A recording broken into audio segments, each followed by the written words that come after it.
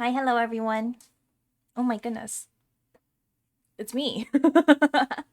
Hi Azure.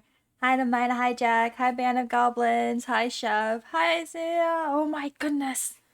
I forgot how to stream. It's been a hot minute.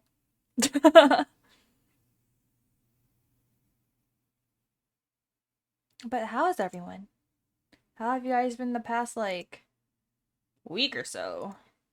Maina, guess what? I'm not good at guessing. We're back in this. Let's go. I ran out of grapes. Well, that sucks. It reminds me of that one song where the duck goes up to the lemonade stand and asks about grapes. I hope you guys are doing well today. Yeah, I went on a trip recently last week, and then I have a mini trip tomorrow. But it's only gonna be like I travel there, I go to an event, and I travel back. So it's not really good impact anything. Oh my goodness. My con crunching is so bad right now. I have a bunch of cosplays. It's like the Appalachian Mountains in my room right now. I have clothing everywhere. 0 out of 10 would not recommend you have a messy room. But I'm very excited. Also, extended weekend. Mina, your cook for today's stream. LOL, why? I have some books we're gonna talk about. We're instead of people want to be freaky this year. People want to be freaky and talk about spreading ass cheeks, but instead of ass cheeks, we're spreading book cheeks this year. hence, hence the title of my presentation. Good morning. Oh, I'm so sorry, Kyle. You came in at the worst time. I'm so sorry. um, but yeah, we're just gonna be talking about books and anime and manga and whatnot, and then it's gonna be a fun ride. I was gonna do this on YouTube, but I was like, let's do it on Twitch. I don't know if you guys saw like what's been going around, but if you guys know Kai, that one really huge streamer, he's been reading on stream, and I was like, oh my god, just like me, for real, for real. Let's talk about books and stuff. So hence why I'm doing this today. Why not? And then afterwards, we can do the fun thing. We can play some Fruit Mountain. Oh man, you guys ready? Not the bonk, chef. What?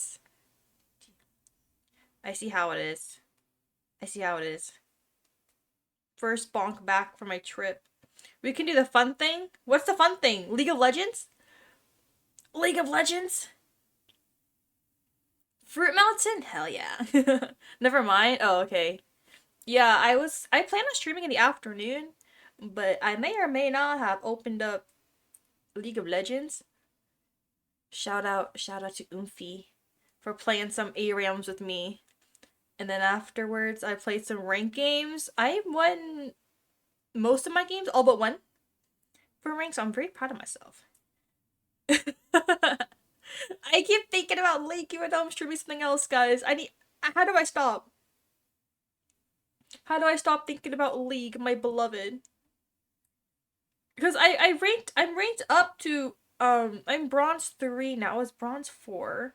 And after bronze 3, there's bronze 2 and bronze 1 and then silver. Holy shit! Oh my god, Jack, thank you so much for the resub. Let's freaking go. I'm getting goaded at Project Sekai. Oh my gosh. Not the rhythm game grind. You guys will not catch me streaming Project Sekai. I have zero what's it called? Endurance. If I were to stream a rhythm game, it would probably be Ensemble Stars. Because that one's with a keyboard, that one's easy. There's a PC version of that game now. I want to get back to it. Oh my god, it's been a long time. I love Ensemble Stars, a normal amount. My idol boys. But it's okay. It's okay. We got our book presentation. We got some book streams going on. So I'll stream today and then I'll stream again probably Monday. Oh man. And if you guys probably can't tell, I'm yapping and closing my eyes a lot right now. I'm actually crocheting right now. My thumbs are getting numb from playing so much. Yeah, I can't do it. I used to be able to back when I was young. I mean, I'm still young, but I'm very young, by the way.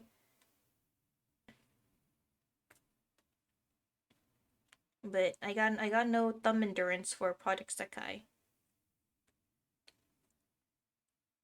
But yeah, I got some new yarn, and I'm gonna be 1v1 on Fruit Mountain on Monday.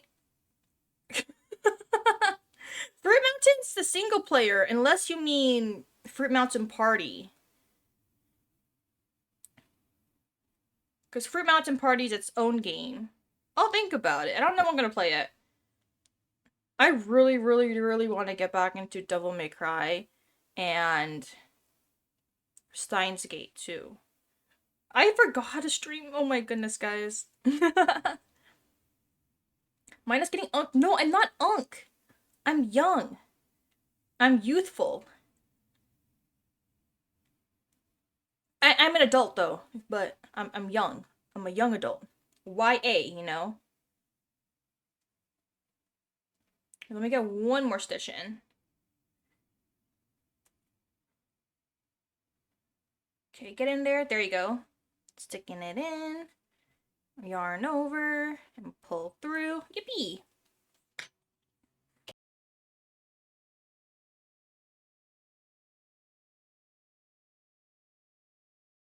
Okay, guys, I actually need to get back on topic. Okay. Book cheek spread in 2025. I'm kind of embarrassed that I made that the title of my presentation, but we're just gonna go with it. We're just gonna go with spreading book cheeks for now. And a few things to note for this presentation. This is just the stuff I read last year, so feel free to share your own book recs. What are you gonna read? I'll tell you what I'm gonna read right here. Pay attention, okay, guys?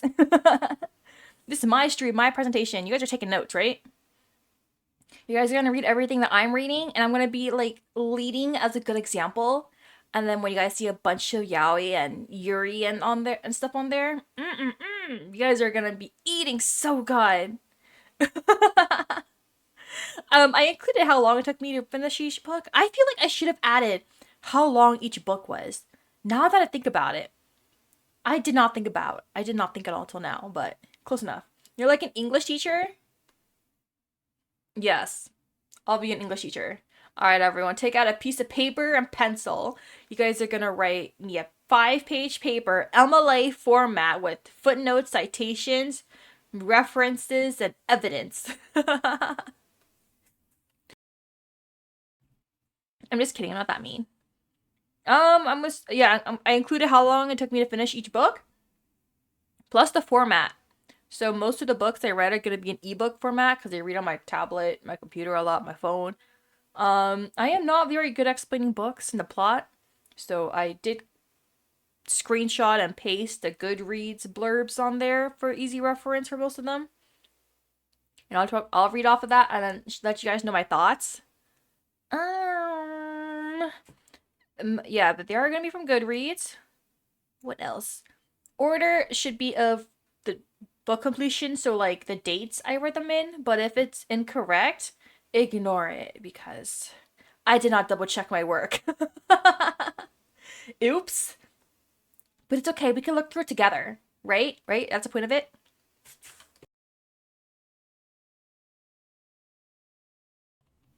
I've shared a number of these books before, but oh man, I kind of forgot some of these. I read about 30 books this last year, and I've already finished 3 or 4 books in 2026. So we'll see how this goes. Yippee!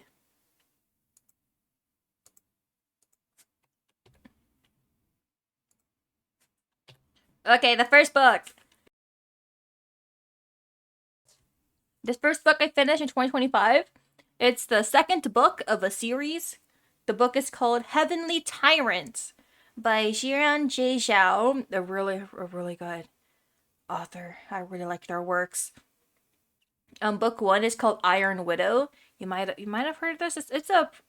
It's a YA book, and it's a bunch of genres. It's got a mix of like lots of action, lots of mecha, lots of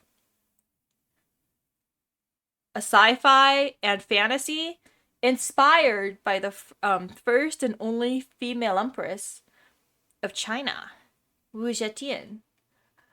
And there's a bit of romance in there too. It's so good. Okay, wait. Actually, read about what it is. So the first book did come out around 2021. And in this society, there are these mechabots that a pair of people, typically a guy and a girl, will get on these fighter transformer-esque robot pilots and fight aliens. And in the society, it's typically the guys that are leading the charge and attacks, while the women in these transformer bots lend their powers. Kind of like they complement each other. Like guys typically have one power and the women have one power, but the way it's formatted is that women will typically suffer as a result, and many of them die as a result, such as Zetian's sister. So when 18-year-old Zetian offers herself up as a concubine pilot, she's doing it out of revenge for her sister, and she ends up succeeding. She overboards the fighter jet, the fighter robot, and instead of the woman dying, she kills the guy, and she overtakes everything, and she becomes labeled as an Iron Widow because she is very feared, and she's too powerful for all the other guys. So she gets punished for her mental strength. She gets paired up with like the big bad honcho who intimidates everyone. But they end up forming an unlikely allyship, and it becomes something more. And this book, when I initially saw this book, it was labeled as something like a feminism book. I wouldn't quite call it a book on feminism. I would call it more of a female rage book. Because oh my god, this character, she does everything. Down with the patriarchy. I love female rage books, if you guys couldn't tell. And because the author already spoiled this portion of the book, I will share this portion, but it's not the book features a love triangle, but it's not your typical love triangle. Instead of someone liking someone and the other person liking someone else, they all like each other. And it's polyamory. It's a perfect love triangle. They're perfect for each other. So it's a trio, a throuple. Like she's like, "Hi, this is this guy, and this is my boyfriend, and that's my boyfriend's boyfriend, and I am also his girlfriend, and we are together forever." Hi, Maina. Hi, Cookies. Hi, welcome. Thanks for dropping by. We're just doing a presentation stream today. I read these books like a long time ago, so if I mess up explaining, look away. Just listen to the blurb. But yeah, if you're interested in the Chinese history, specifically Wu Zetian, and then second book Heavenly Tyrant features a character inspired by Emperor Qin from the Qin Dynasty, then this might interest you. Also, I used to know nothing about mecha. I think out of all my books and manga and anime, I think mecha's the genre I watch the least of. I've gotten into more horror stuff than mecha. And so this is really cool. In the book, you get to see like the images of what those fighter robots look like. And I was like, holy shit, that's so cool. I know nothing about this, but I'm intrigued. I think I gave the series 4 stars overall so far. I really, really, really enjoyed it. I think you guys would too. But if you guys read any of these, let me know. Let me know. Okay, okay. The next one. Bum, ba-da-dum. Another Asian-inspired fantasy, The Last Dragon of the East by Katrina Kwan. So this one, rather than going down the history route, this is more fantasy with myths of ancient dragon gods and the threads of fate. If you guys are aware of the concept of the red thread of fate, where there's like a red thread connecting you to another person, like a soulmate, you know?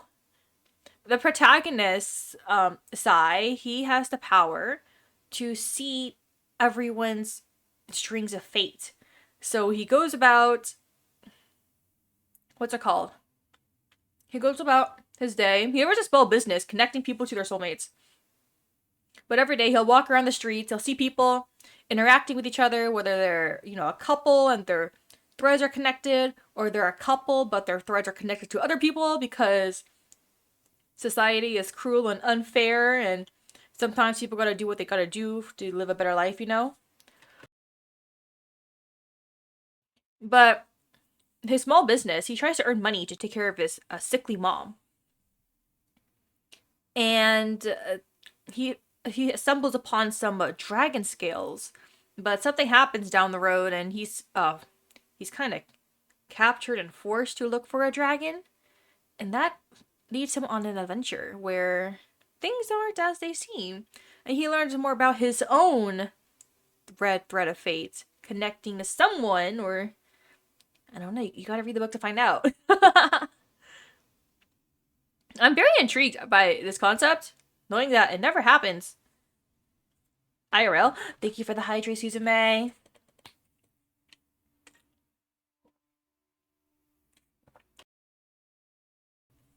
I don't know. I did enjoy this book overall. It was an alright read. I was very, I don't know. I got a bit emotional reading this. It was very good, very good. I did like this one overall as well. My window's slightly open, so if you guys hear anything, look away or turn your ears away. Okay, next one.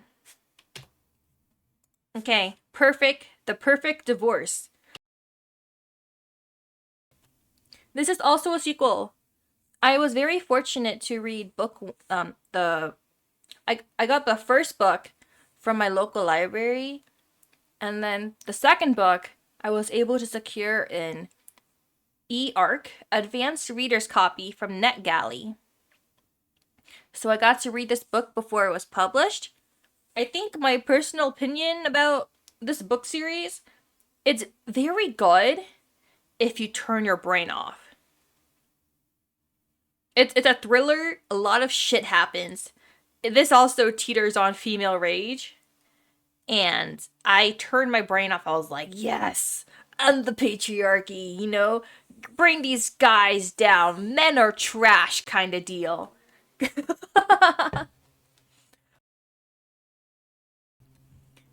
So the premise of the first book is whatever's the bold text. Would you defend your husband if he was accused of killing his mistress? Our main girl, Sarah, she is a very successful, beautiful lawyer. And her husband is a struggling writer. What's that one saying? She's a swan, he's a frog kind of deal. That's how I feel when I read this book. I was like, oh my god, girl, you are too good for him. You are too good. Are we reviewing smut? Not yet. There is some down the line. But welcome, Lupin. I can explain. No, I can't really. You guys just have to wait and see. I did read some weird shit down the line, but that's a later problem. That is a later problem. But yeah, our beautiful Sarah, she's a lawyer, and her husband's a writer, and they have this vacation home, and this guy is trash. Okay, Adam the husband, he's cheating on his wife. He's bringing another woman home, and they're sleeping together at the vacation home, right? But the next morning, Adam wakes up, and something happens in the vacation home, and his mistress Cully ends up dead in the vacation home, sleeping next to Adam. And guess what they do? They arrest Adam. They arrest the husband. They're like, "Damn, bro, you're arrested. You're gonna be charged for your mistress's death." And guess who his lawyer is? His wife. His wife is the lawyer, which is so stupid. I'm like, what kind of government, or in the was it conflict of interest? Why is she his lawyer? So that was like the biggest thing that confused me. But I kept reading anyway. The perfect divorce, yeah. The movie she with the man the wife cheats with. I remember seeing this somewhere. I was very confused. Yeah, the perfect divorce. This is the second book. So the book 1 is the perfect marriage. So the blurb summary right here is for book 1. And so Adam is charged for murder, and his wife is his lawyer. It's his like defense lawyer in court, which would never happen in a typical society like this. But I kept reading for the shits and giggles and turning my brain off and watching everything happen. I was very entertained. Not gonna lie.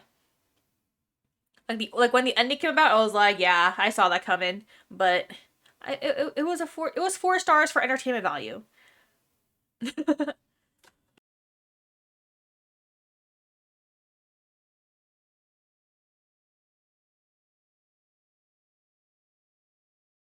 Is the wife's dad run the government or something? I don't know. I don't think so.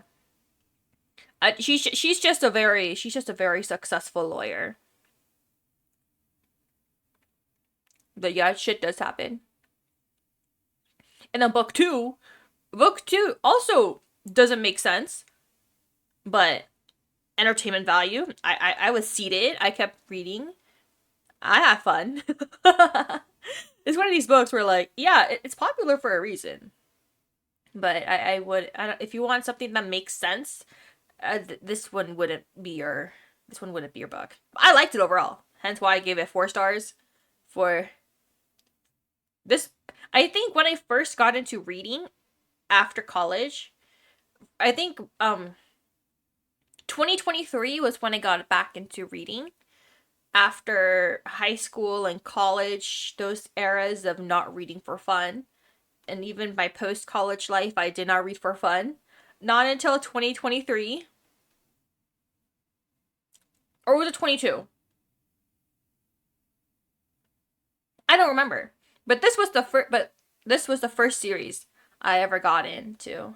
I think I finished the first book in like 1 or 2 days, and then ever since then, I was hooked on reading. I read 74-ish books in 2024 and then 30 in 2025, and yeah. You guys should read too. Hence why I'm telling you guys about these books. Next one. I will give you guys a couple of minutes to look at the cover of this book and get your reactions out of the way. Yes, this is the actual cover of the book. Yes, I own a copy of this book, and this is the cover of the book. I don't know how to explain it to you guys, but that is the book. Paradise Lost by Sophie Kemp.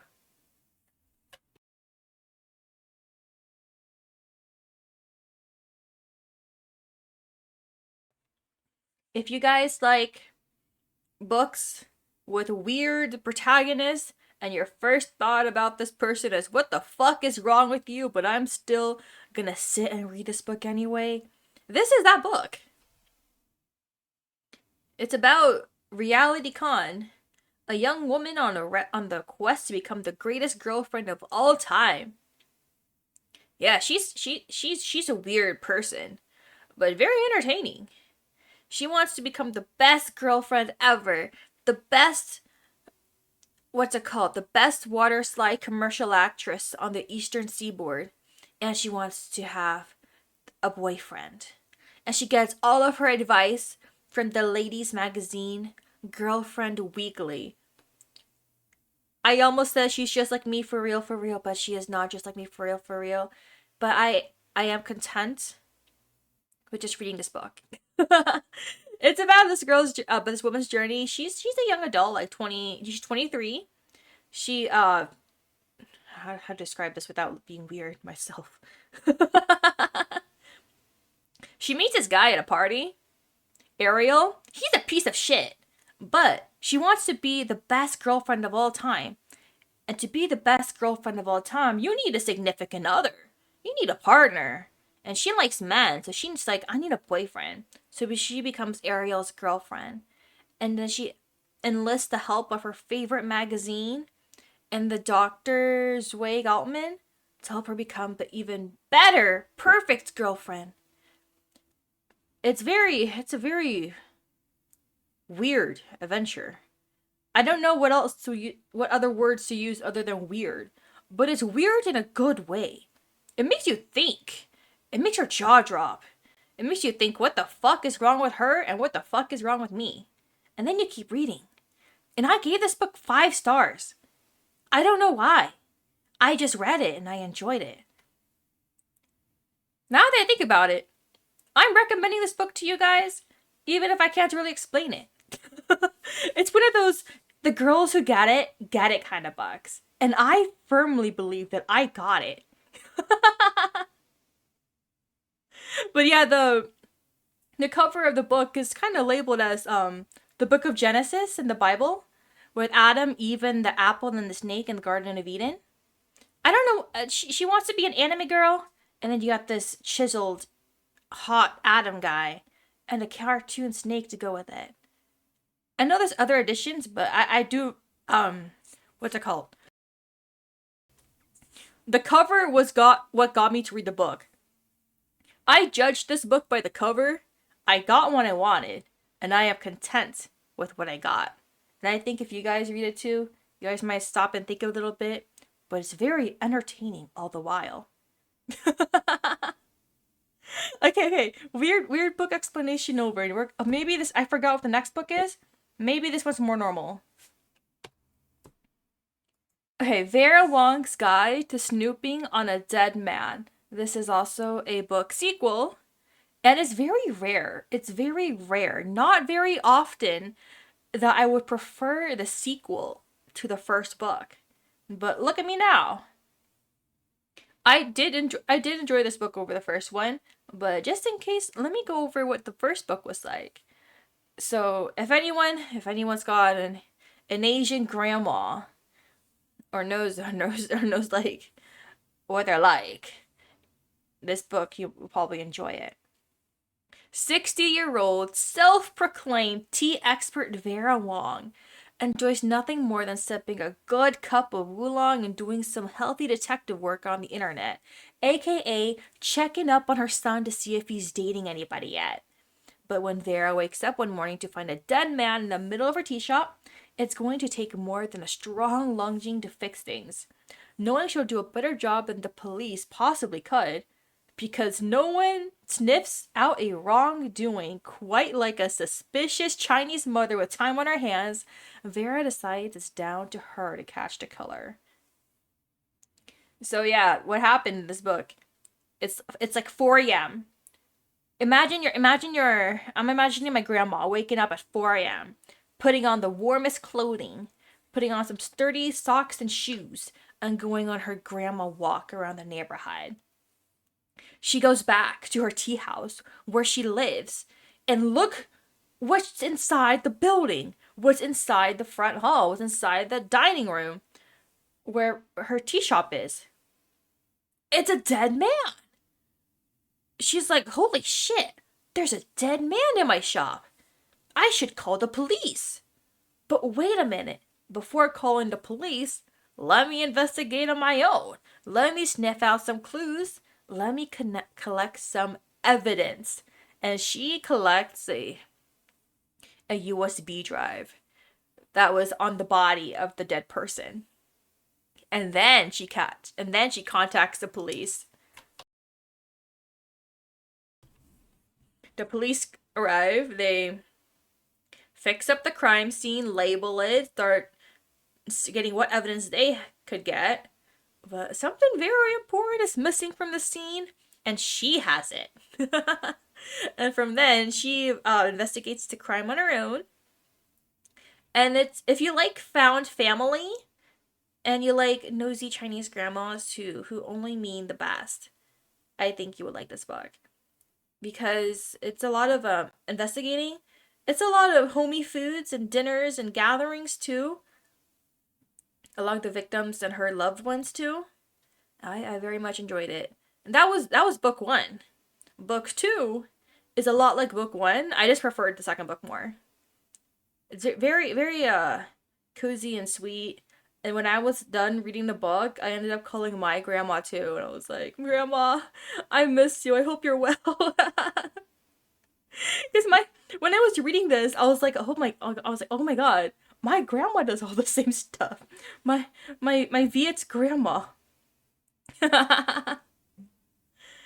And it was like this plus Granny Girl Hinata Chandik. Those were the series that like made me cry and think about my grandma.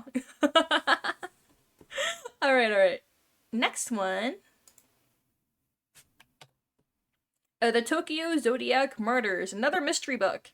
This one is very difficult for me to explain. It's not that I don't know what happens. Well, it is kind of that. It's just that I felt kind of dumb reading this. Oh, I forgot to remove the star rating. Okay, it's fine. I give it 4 stars. It is an example of a locked room case with more crimes involved and mystery solving. I did think it was an interesting read overall. It was pretty good. So this detective must solve in 1 week a mystery that's baffled Japan for 40 years. So there's artists in his home, locked room. He's died. He died in there. And then his female relatives were also targeted and died as well to create a quote-unquote supreme woman by removing one body part from each of the female victims. Like, one had the head removed, one had their arm removed, their leg, their stomach, stuff like that. And then 40 years down the line, they solved that mystery. But how do they solve it? You gotta read the book. I finished this one about 3 days. It was pretty digestible, although I did have to reread some parts because my brain was not braining, but their brains were. That's how they solved the crime. Alright. That was a really good one. I did like that one overall. The next one, The Floating World. I think this has to be my favorite series that I read. My favorite series of 2025. It's a duology. It's 2 books. It's very rare for 2 books to come out in the same year. And now I miss this book and I want to reread it. In 3 days, I'm the slowest reader? Yes. You got this. Read for like 10 minutes a day. Read for like 20 minutes. Just read 1 chapter a day. And I assure you, you will eventually finish it. We want to read this one. Wait, this one or the last one? Yeah, this one's called The Floating World. Fantasy and romance and adventure. So this book has multiple perspectives, 3 perspectives. Floating World. Yeah. It's so good. I recommend it. I gave book 1. I gave this book 5 stars. I like fantasy series. Yeah, this one's only 2 books. It's only 2 books, so it's very easy to get into. So, is actually fantasy or sci fantasy? It's both. There's elements of experimentation. So there are characters that are experimented on. So that's where the sci comes from. But other characters have like powers. So that's where like fantasy comes in. I feel like it's both. Yeah, so there's 2 characters. The main, the guy, like, Sunho, he lives in the underworld. He's an ex-soldier, and he takes up a job he takes up a job to find and capture a girl who wields silver light. And meanwhile, Ren is an acrobat. What's it called? Ren is an acrobat, and she finds out she's trying to hide her powers, but she accidentally lets the power out, and now she's on the run. And then these two meet, and they go on their own adventure to try to save their loved ones and protect themselves in the process. And it is very good. It's so good. Yeah, so he's supposed to hunt her down, but he doesn't know that she's the one he's looking for. And there's a scene. Well, it's so good. It is so good. Yeah, there. I don't. Robots. No, two robots. They like characters build their own like flying aircraft stuff like that, but not robots. Not that. Not down that avenue. This is 5 stars. 5 stars. 5 stars, in my opinion. I love this book so much. I would sell my soul for everyone here to read this book. It is so good. So good. How many books did you read last year again? Okay, in 2025, I read about 31 books. 2024, I read 70 something. So from 2024 to now, I'm at over 100 books. I recommend it. Look, the secret to reading, girl, you have the whole library. Something. I wish. I've seen people read like over 200 a year. It's okay. You guys might think, oh my god, reading books, that's a lot. The thing is, if you just make time for it, you will. You can do it too. If you imagine, if you look at your like Spotify or Apple Music Wrapped, and it tells you how many minutes you spent listening to songs, I spent about 60,000 minutes listening to music last year. If I converted that time to listening to audiobooks, that's a lot of audiobooks. And everybody, welcome, Yui! Hi, welcome, everyone. Thank you so much for the raid. I hope everyone is doing well. What were you guys playing? If you guys don't mind me asking.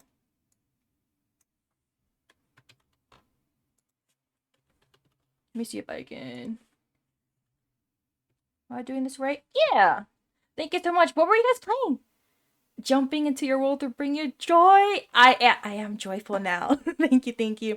I was playing Pokemon Black and White. Wait, is that the Switch one? I don't know my recent Pokemon games. That sounds so fun. I haven't played any Pokemon since like Diamond Pearl, so I wouldn't really know. I want to get back into it. I feel like that's a lot of the commitment.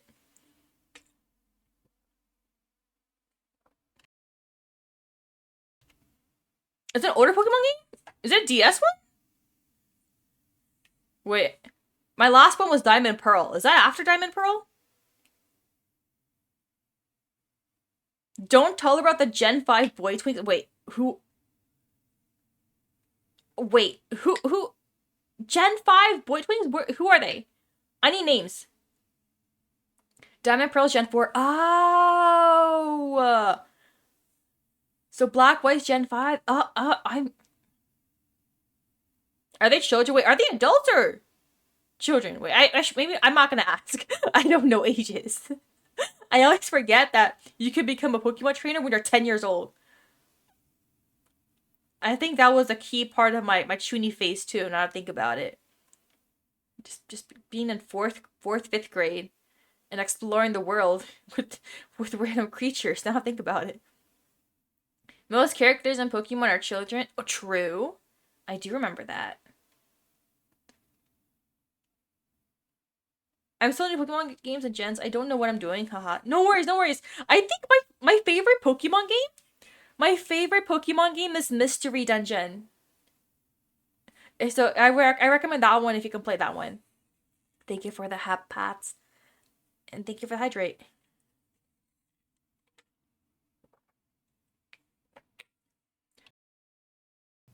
I have it on DS. Yes, play it. Do it. I play. I hope I don't sound old. I played the Game Boy version.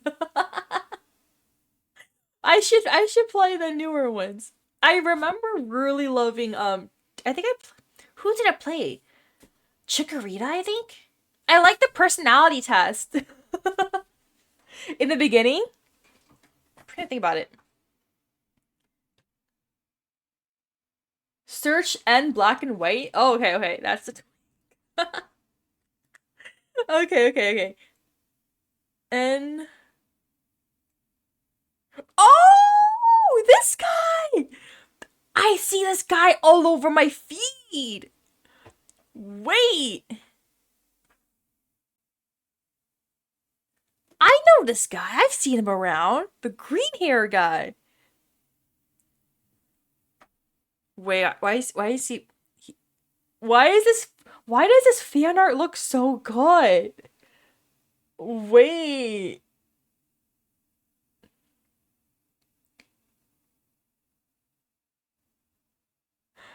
guys. Okay. He looks cool. He looks cool. He looks cool. Just one specific fan art that looks really good. Oh, someone posted that fan art of him in the Reddit subreddit. My okay, that's an option. I remember playing Pokemon in on Game Boy Color. Oh my god, throwback. I played Trico. Oh my god, I love Trico too. He was pretty famous because so many players drooled all over him. I don't. I only know what's her name, like Cynthia or something. I remember seeing her all over my feed too. Alright, let me go my next book. All right. I forgot what I was doing because we were talking about Pokemon. I was like, wait, I'm supposed to be talking about my books. But thank you so much, Yui, for the raid. If any of you guys need to read and run, go ahead and do so. Hope you guys have a good rest. I'm just a villainess who loves books, anime, manga, and League of Legends. I ignore the last one. I do understand why N is popular. I admit I was a Brock girly growing up. I did like Brock. I thought he was cool. Even though he got rejected every episode, I was like, just give you one chance, Brock. I'm right here. Enjoy your stream. I do have to run around. No worries, no worries. I hope you have a good rest. It's all good. It's all good. I will be looking more. I will be looking more into Pokemon because of you. Thank you so much. The next book I finished. It took me 2 days to finish this book. It's also a sequel. It's called The Blood Orchid. Book 1 is called The Scarlet Alchemist, if I remember correctly, by Kylie Lee Baker. Also, very beautiful book with a very beautiful woman on the cover. If you find the concept of like necromancy and alchemy interesting, this might be the book for you. Our girl Zilan wants to be a royal alchemist, and she spends her time practicing in her village various forms, including resurrecting the dead. But does it come out perfect every time? I don't know. You'll have to read the book to find out. But she gets the opportunity to go to the capital and try out to be an exam, to try to be an alchemist. She faced a lot of difficulties, especially being a minority and as a woman in a male dominated field. So this is her perils and adventures through that. Resurrecting of the dead, or the quote unquote family has a loved one. Someone has a loved one who dies, and they're like, "Please, can you please resurrect my relative, my loved one?" She's like, "Yeah, I can do it, but they're not gonna be the same as they were before, typically, or things might happen, and it might be zombified in the process, kind of that kind of deal." But it's partly because like, oh, that she can heal. She probably can. It depends on like various materials and the stones she has, materials like and all that stuff. She does. She is able to do a lot of stuff. And then she does find some love. Book 1 ended kind of weird, but book 2 book 2 was very good. Hi, welcome to Writer's Block. Hi, what do you do? I'm a reincarnated villainous VTuber who is doing a book presentation stream. So this is a presentation about all the books I read in 2025. So I read about 30 books, so it's going to be a pretty chill stream. But if you have any book recommendations, feel free to share them too. Alright, for no reason, I'm learning alchemy. Oh my gosh.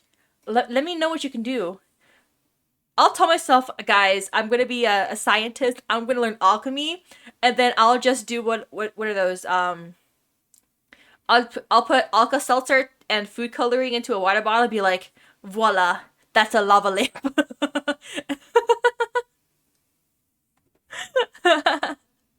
Okay, yeah. That's pretty much it. Thank you so much for the follow too. We're just vibing here. But yeah, this is also a duology, 2 books. So it's a pretty nice fast read. I do really like this author, and so I do plan on reading more of their works. I want to revive Napoleon to prove he's 4'5". Is Napoleon really that short? Wait, is that true? Did people actually say that? Is he really?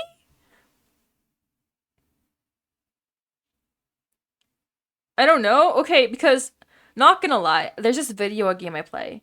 There's a video game I play called Ikemen Vampire, where it's an ultimate game visual novel dating sim, where we end up in like 1800s France or something like that, and we live with a bunch of historical figures who are vampires. And Napoleon is in that game. He's like, I don't know, like 5'9", 5'10", 5'11", that height range if I remember correctly in that game. So it's like, damn. He's like 5'6". Oh. See, everything I know about these historical figures, I'm so sorry, is given through anime and manga. Because there's also another manga I read called, what's it called? I forgot what it's called. But it's about an academy, a school of clones. Clones of historical figures. Like they extract their DNA and create clones out of them. You know how like people, what is that one sheep that was duplicated? It's like that but with humans. So there's a clone of like Joan of Arc, a clone of a Napoleon, and various other historical figures. I don't think he was that short in the manga either. Hi, welcome, Jacko. I feel like I recall that Napoleon being short was English propaganda based on the measurements being different between English and French. Oh, okay. See, that's a very interesting fact. Thank you so much. Let me wait. Actually, how tall was Napoleon?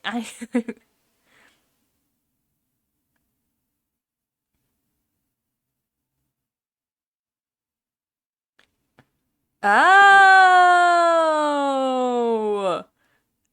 Okay, according to this Reddit post, they said 5'6" to 5'7".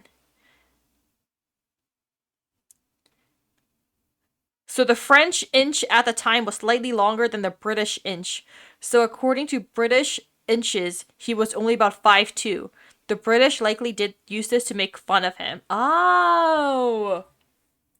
Fun fact, some part of Canada that speaks French sounds different because they speak the language in its old accent. That's so cool.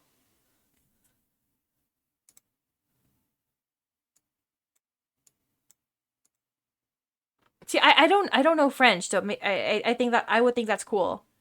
All I know about French is that my great great great great great great great grandma is French, somewhere along up there.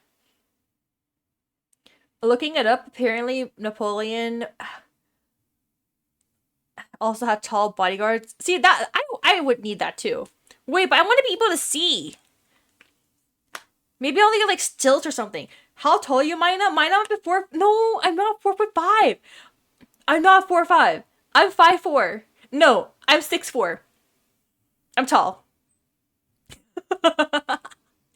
I'm 6 feet tall. I'm super tall. Okay, fine. I'm 5'4". Hi, welcome, Cal. All right, damn. Please don't tell me you guys are tall.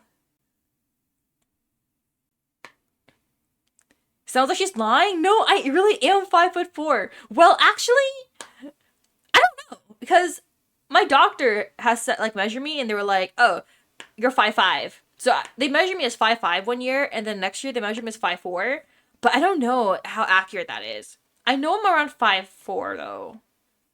Let's put 5'1" to be safe. No, that's 3 whole inches.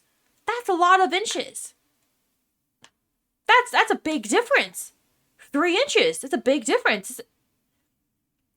Hope it's going well, Maina. Yes, it is going very well. Thank you so much, Cal.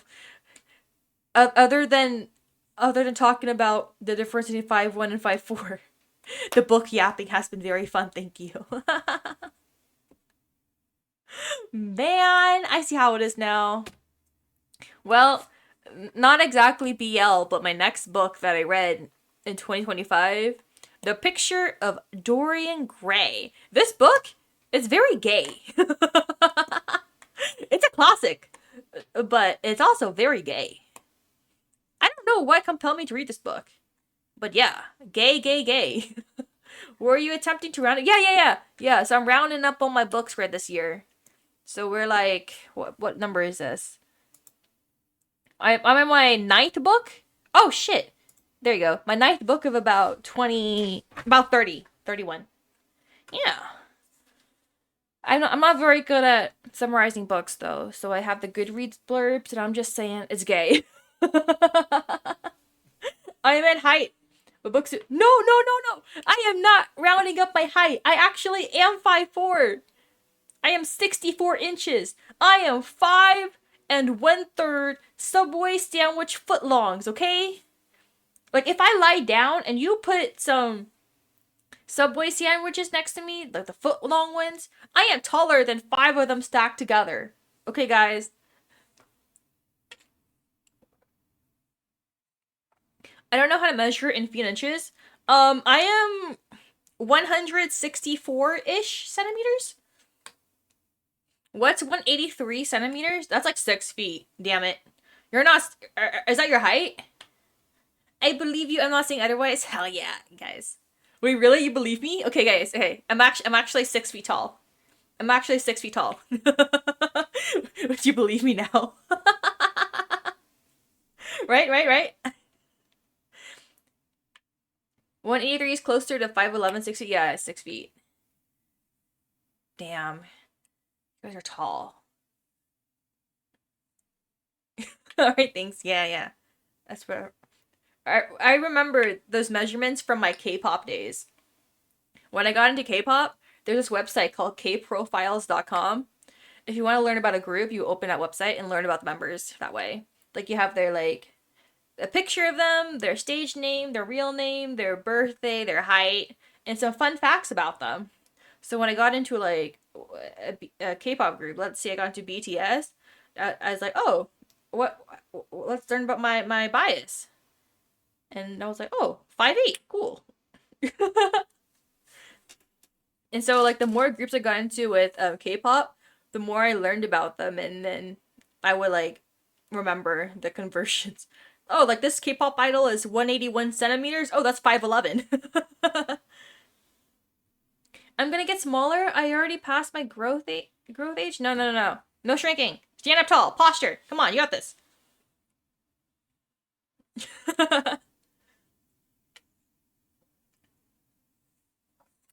Oh yeah, but I'll go over this book after the ad break. There's gonna be an ad in about 40 seconds. But damn, you guys. Okay, I'll grow eventually. I'm still young. Sometimes I'll have a conversation with my friends, and I'll be like, oh, when I get older, when I grow up, I want to travel to Iceland. And I'm like, wait, I'm already grown up. I already have adult money. What do you mean when I grow up? I'm like, damn it. It's like me on, like, Chinese New Year. Like, I used to be young enough to get the red envelopes of money, but now I'm old enough to give out money. And I'm like, damn it. My money. I'm old. I have nieces and nephews now. I see how it is. Oh no. I'm gonna make a new friend. Marionette. Oh man. I'm like half awake right now, if you guys can't tell. From my League games. I'm going to take the Chinese New Year superstitions a bit more seriously this summer. Wait, what are they? The superstitions? I just noticed that, like, it's the one time of the year I wear my aoyai. And like cute in it, but it's okay. Oh, and the banjung! Oh, that's so good too. And the lion dancers, I'm very excited. I'm very excited.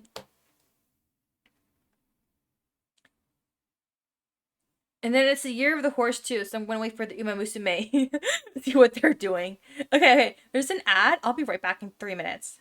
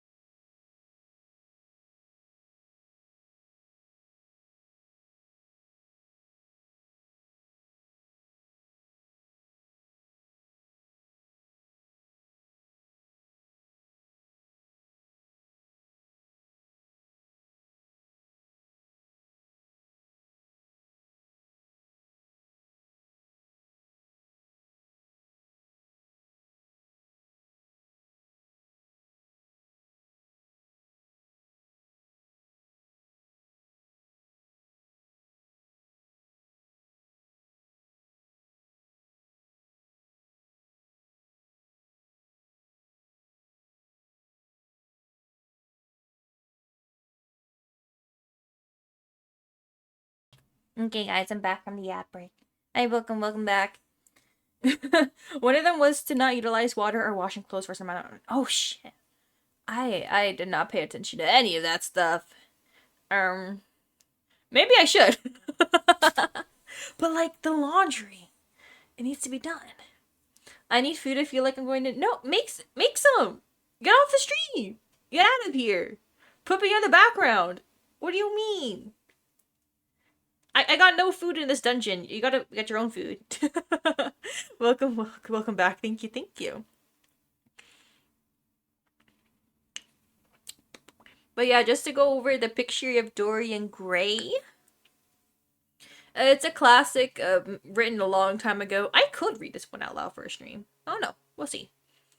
So the guy, Dorian Gray, he's a very beautiful man. He's a very good looking man, I admit it, okay? He gets this painting of him done. And there's something about this painting that really rubs people that really rubs the wrong way.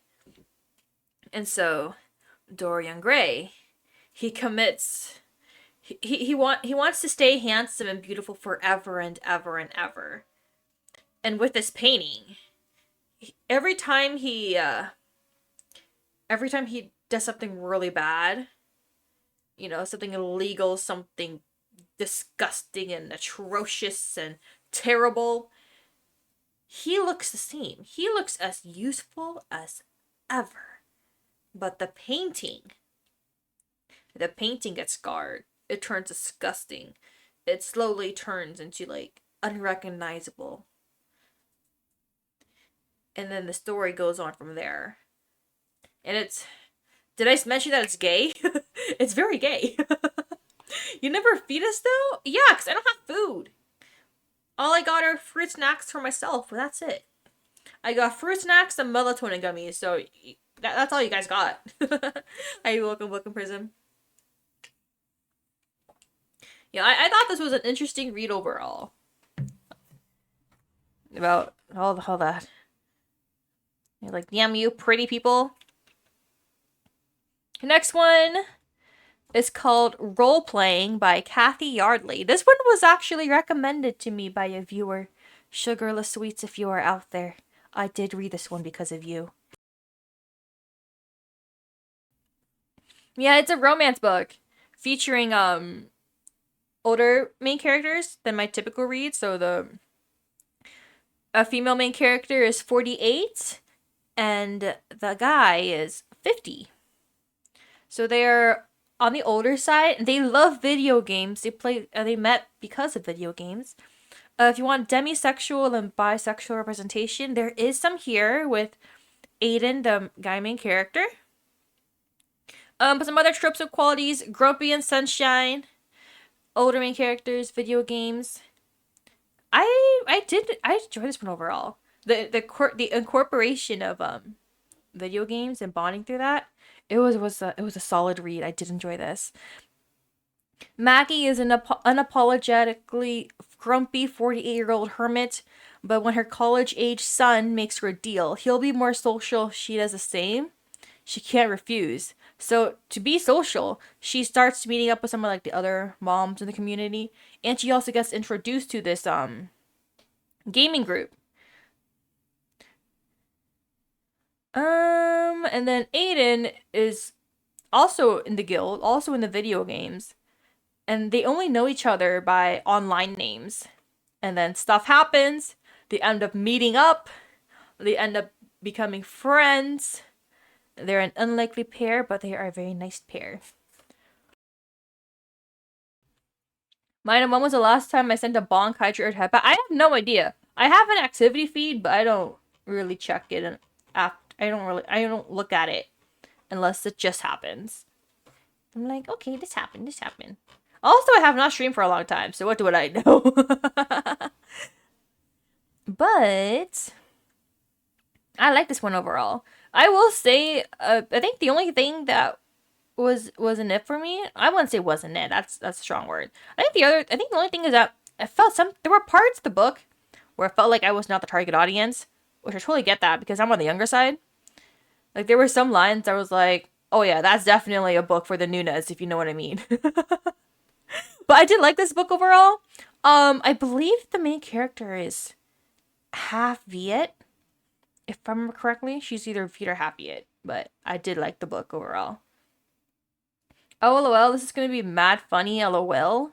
What? Should I be nervous? Oh man, guys. Oh man. Alright, next book. how much more do I have? Oh shit, I do have a lot more. Okay, next one.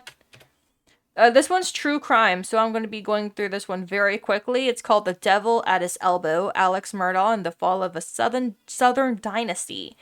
If you guys are aware of the case that happened a while back with Alex Murdaugh, this book goes over it. I read this one about 5 days. I didn't like. I wouldn't rate this book because of it's nonfiction. It's true crime. Things happen. There are victims of this case, but it was an interesting read. I do read true crime.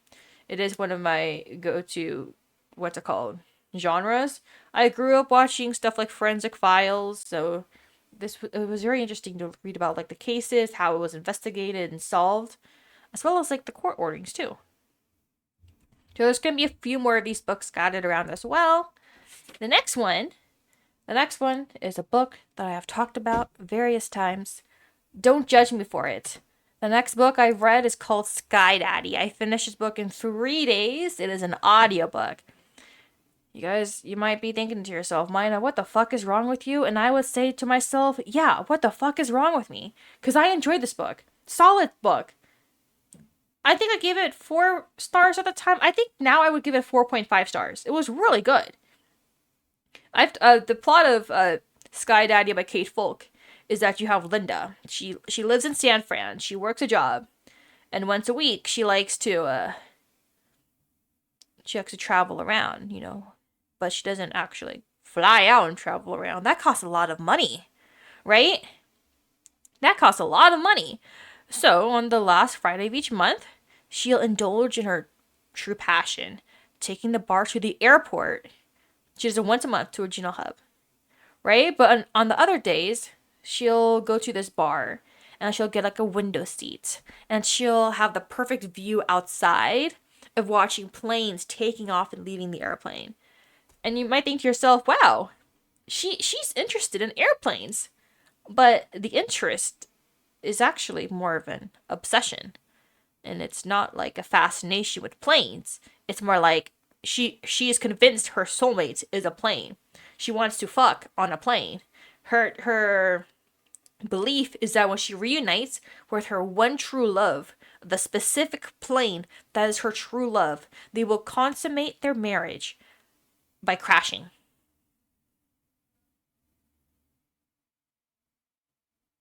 They crashed a plane. That's how they finalize their romance and stuff like that. So once a month, she'll travel around. She'll look up the models of the planes. It's very interesting. Throughout the book, she gives various airplanes human-like descriptors, human-like qualities. Like, wow, this plane has a chisel nose. Look at those wings. Look at the thickness.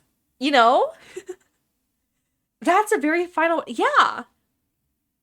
And you might think to yourself while reading, you will, is not you might, you will get secondhand embarrassment by the shit she does to be with her true love, to be with her planes. And it's not even just, she doesn't just travel on planes. Her most treasured keepsake is a piece of a plane. That crashed. She took it and she'll carry it around with her like it's a charm. And she's like, when she has it, it calms her down. She's like, it's all for the planes. It's all for the planes. And she has this coworker. Linda has a coworker who tries to help her get out of her shell. And she joins as a group of women who have like monthly meetings and they create vision boards. You guys know what vision boards are? Kind of like the Pinterest boards where you put your goals in there and stuff like that and you talk about it. It's like what you want to do. And her vision, her goal is to be with a plane. But she can't just make a vision board of a plane and tell people, I want to fuck a plane and die. You can't just do that. So she makes a vision board in. She puts pilots and she convinces people. She convinces her friends that she wants to marry a pilot and, for the money, whatever. but it's a way for her to get closer to her vision of marrying a plane. And yes, you think, wow, this premise sounds fucking crazy. Does it get crazier? My answer to you is yes. It gets so much crazier. It gets more wild. It gets more embarrassing. I don't know how to describe this to you, but at the same time, it's very reflective. Not reflective in the sense of the reader wanting to fuck a plane, but it's like there's more to life than love. There's other relationships and friendships and working on yourself and all that stuff. And the soulmates in question at the end of the book, I wouldn't say they're romantic. I would say it's a different type of relationship. And the way the book ends, I'm like, holy shit, god damn. I enjoyed the book overall. Sky Daddy sounds like a nickname of someone who gets freaky on planes. Well, good thing you said that, because it does happen. There is freakiness on the plane. Things do get freaky on the plane in this book. Thank you for the hydrate, sloppy fam. Welcome, welcome. OMG, I've been waiting months for this? You've been waiting months to get freaky on a plane? Wait, what? Am I interpreting this correctly? Probably not. But I was talking... Man, now you know why they call it a cockpit. Wait, is it true that sometimes on planes, after you get off the plane, like when you're getting off the plane, you can ask the flight attendants and a pilot to go in the cockpit and like take pictures in the front? Is that true? I kind of want to do that, but I'm too introverted. I'm too nervous to do that. I'm like, oh my god, I don't want to like take your time or whatever. Mile High Club badge earns? Yeah, that's her badge to earn, not mine. Yeah, I'm happy for you, I guess. I don't know. I'm just gonna sit on my plane seat and not get motion sickness. No, you don't get it? Oops. I think Akam wants to play the ground. Okay, okay. I'll try that. I'll try that for my next flight, maybe. I'm too shy. I'm too shy. Okay, I'll think about it. I'm not gonna get freaky on a plane. It's just because I'm talking about people getting freaky on a plane, not me. Okay, guys? I'm not trying to get on the cockpit to do anything freaky. I'm just a girl. Mina, guess what? You're going on a plane? I don't know. I don't know what I'm talking about now. I just see Sky Daddy and like my brain's rewired, whatever. I do own a copy of this book. They going into the cockpit. Shut up. Oh my god, guys, there should be a BL about pilots. Holy shit, that would go so hard. Wait, I would read that. Wait. Did you just redeem?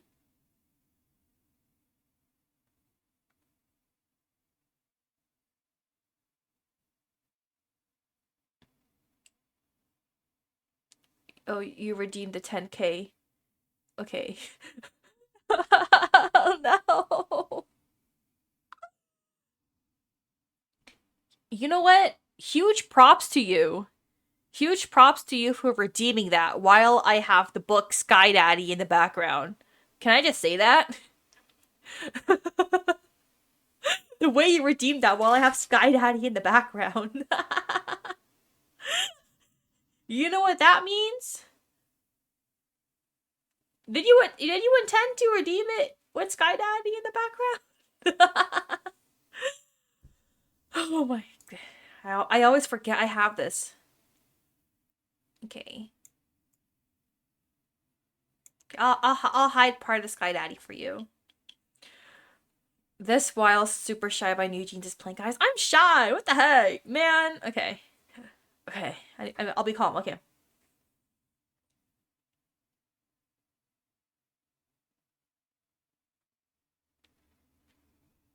Mwah.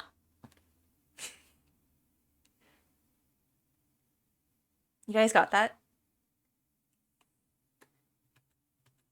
You guys got that? There you go. Thank you for redeeming it, Isaiah.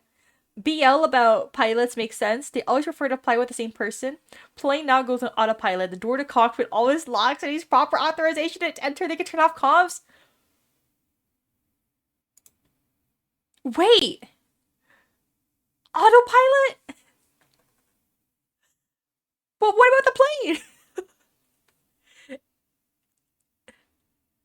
It's like if you're not driving and I'm not driving, oh my wait, that's crazy. Two wait, there's no third assistant pilot, sub pilot who can fly while they do the thing. That's crazy. That's a crazy BL idea. Putting the lives of hundreds of people at risk just so you guys can do the deed on the plane is crazy. I feel like if I turned off my brain, I would enjoy that. But if I turned on my brain, I'll be like, wait, what about the well-being of everyone else in the plane? Because like, what if a storm suddenly comes along or something like that? OMG, I'm dying. Wait, should I undo it? Like remove the redeem? I can't let you guys die. Hold my flight stick and watch this. That's crazy. Once the plane's on the proper elevation and path, they can turn on autopilot to keep the plane on the elevation without worrying. That's crazy. Oh my gosh. Pilot BL. There has to be one. Thank you so much, Suzume, for the redeem, for the head pads. That was really cringe and cute at the same time. Okay, I'm gonna deactivate. Is that what you guys want? I'll deactivate. Wait. I need to put pilot book. Romance with pilot MCs. 21 results on Goodreads. You might as well turn it off. You guys don't want to redeem it again? Damn, you guys. I didn't know you guys liked it.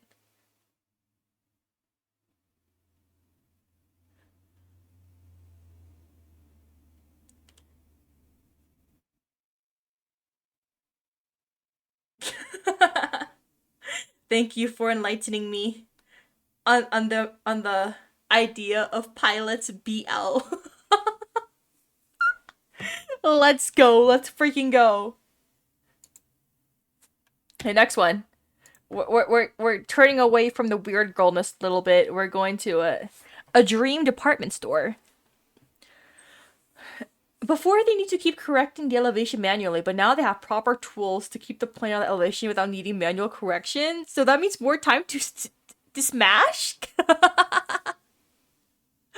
You know, I am listening to Heated Rivalry right now. I will need something to read after that. After I finish the book, right? Oh my goodness. I want to be the last one to do it, but also takes up too many tokens. No worries. Okay, I'll redeem something I'll make a new redeem that's different. I'll do like I don't know, 1,000,000. I'm just kidding. 10K is a lot though. So seeing people redeem it, I'm like, okay, people actually doing it. Because I don't know what else to put on there. But yeah, this book is Return to the Dallargood Dream Department Store. This is a sequel. Book 1, similar premise. Main girl Penny gets a job at a department store where they sell dreams. You could buy dreams of anything. You could become a cheetah. You could travel the world. You can go to outer space. You could reflect on your childhood memories. And it's like a I don't know, compilation kind of different dreams and how people interact with dreams. So it's very interesting. I have one of the books. Very good. But the part of me is like, I don't remember what I dream about anyway, so I don't know if I would want to buy dreams if I'm not going to remember them anyway. I'm trying to remember what. Do you guys remember your dreams? Or do you guys have a dream journal? Now that I think about it, I don't really have one. I don't really remember my dreams. I think all of my dreams. I think the only dreams I remember are like the bad dreams and nightmares. Depends on the dream.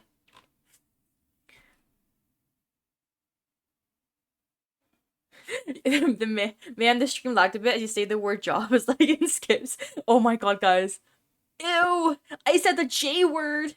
Oh no. Should I say the E word next? The E word? Employment? Oh my gosh. For Halloween, instead of dress up as everyone's nightmare, a, a job application.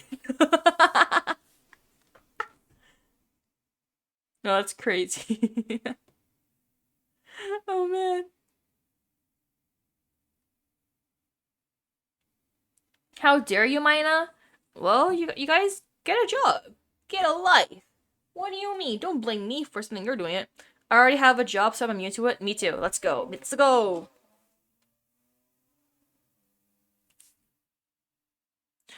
My window was open and then this freaking engine just drives by. Man, I don't know if you guys heard it, but just ignore it if you guys heard it. But yeah, I don't really remember most of my dreams unless it's not a good dream. But I'll start February though. Oh my gosh, your last month of freedom before you get the job. But you know what? Do it for the money. Let's go. I'm employed too, but shameful. SMH. What? I'm employed too, so I can make the jokes. It's okay. It's okay. We can dream about not having to work. I don't know if I'll remember it, but it's all good. It's all good. Okay, next book. It's also a true crime book. So I am going to very much skim this slide. Gonna work my 6 days a week? 6 days a week. That's crazy. I just work 5. I work the 40 hours a week. Like a 9 to 5. That's, oh my goodness. I hope, rest. Go rest now. We'll accept the weekend bliss whenever we get it. Yes. Hey, the ship's not gonna build itself? God damn. Good luck, man. Good luck on your job. But yeah, this book is called My Daddy is a Hero, How Chris Watts Went from Family Man to Family Killer. I listened to this one on audiobook. This is one of those cases where it infuriates me every time I read about it, but then I still read about it anyway. But yeah, if you guys aren't aware of this case, it was a very famous, publicized case when it came out. Like, who would do such a thing? And he is very much scum. I don't know if I would recommend this book. There is triggering content with all these true crime cases, so you guys are careful. Do you enjoy listening to audiobooks on occasion? I love audiobooks. I love audiobooks. If you guys don't listen to audiobooks, I highly recommend it. I read a lot faster on audiobooks. When I drive to work, my drive to work's about 30 minutes. So 30 minutes, so that's an hour a day. An hour a day for 5 days a week? That's already 5 hours. Plus errands. Right? When you're eating, instead of doom scrolling, instead of listening to music, listen to an audiobook. Audiobook sounds nice, but I'm not the type to listen to 24/7. Yeah, it really depends. I just really like it because I already have earbuds in my ears anyway. I can already listen to it anyway. I think it's just very awkward once I drive to work or I have my earbuds on at work and there's a sex scene playing and I have to like try to like look normal. my boss or coworkers would be like, "Hey Mina, can you help me with this real quick?" And then my earbuds would be like, they take off their clothes. They're like, "We're gonna smash all night." You know, that kind of deal. I have to be very normal about that. I can explain. Not really. I already had to explain to my boss. Just stare them down easy. I'm too awkward for that. I mean, good news is that like it does give me conversation topics with my coworkers and boss. Like I was talking to my boss yesterday about Heated Rivalry. If you guys don't know Heated Rivalry, it is that one BL hockey romance book and TV show. I'm getting FOMO. I got FOMO, so I'm listening to audiobook right now. So it's very interesting, pretty interesting. But yeah, very also NSFW. So heads up if you guys do decide to watch that, because I'm gonna listen to it at least. But yeah, I do like audiobooks because I read multiple books at a time. So I have an audiobook I listen to at work and when I'm driving. I have a book on my Kindle that I'm reading. I have another book on my Kindle that's also NSFW, so I read that one at home. So one's for like errands, one for like reading at home.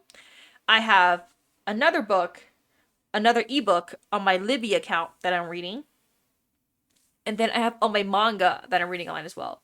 So I am reading like multiple books at a time. And I get through them eventually.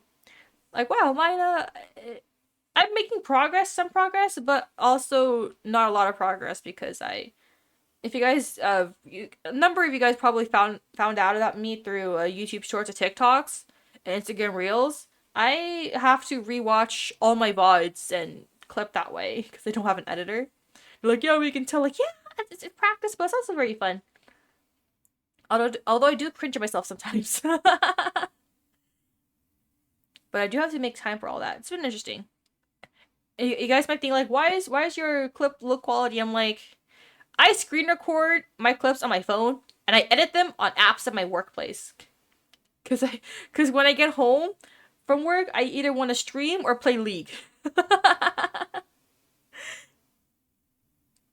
Finding you through the performative purity test was surely an introduction. Oh no! Wait, that test wasn't so bad. I don't think that test was bad. Okay, I was like, wait, performative, it's not the actual purity test. Although, I am not gonna tell you guys my actual purity test score. That's something. That's something you guys don't need to know. But yes, I am unfortunately very performative. My 51 score. Will there be someone out there who's with a lower score than me? Probably, but it's okay. Okay, next one. Okay, this book, Agrippina, the Most Extraordinary Woman of the Roman World, by Emma Soden. You guys, this is a VTuber stream, right? You guys probably have a VTuber Oshi. You guys probably have a favorite musician, a favorite band, a favorite K-pop idol, a favorite video game, an Oshi of some sorts, right? I have an Oshi. I have an author Oshi. I have a nonfiction author Oshi. I have a nonfiction author who creates books and content related to the Roman Empire. I have an Oshi in that stream, in that regard. Emma Southern is my Roman Empire author Oshi. I don't know how else to describe it. This is the VTuber stream? Yeah. Can you guys believe it? I'm actually... You guys might think, wow, your model is so realistic. You guys, this is a VTuber model. This is not how I look like IRL. I'm sorry to break it to you. Wait, fuck, the immersion. You guys, it's fine. I was like, wait, how immersive is my... Yeah, this is the VTuber stream. And this VTuber has an Oshi, but it's not an Oshi you would expect. I have a Roman Empire author Oshi. I never thought you were a VTuber? What? Unfollowing you at work? Wait. Well, hold on a minute, guys. Wait. Let me distract you guys real quick. No! I'm just a girl, please.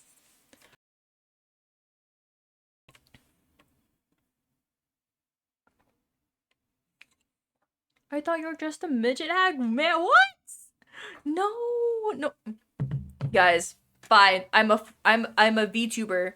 Behind this avatar, I am a 40-year-old man with a voice changer. Sorry to break it to you guys. I don't sound like this IRL. What? I'm sorry. I'm sorry to break the immersion. You guys know that trend where that old meme trend where you would ask guys what they think of the Roman Empire? That's how you know I am a man. That's how you know I am a 40-year-old man with a voice changer. Because I do think about the Roman Empire often.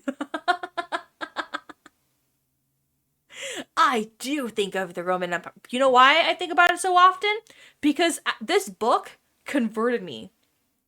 This book turned someone I had never heard of before and turned her into my favorite historical figure of all time.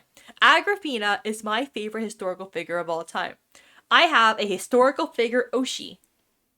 Fun fact, I recently went on a trip to New York. I went to the Met, the museum, right?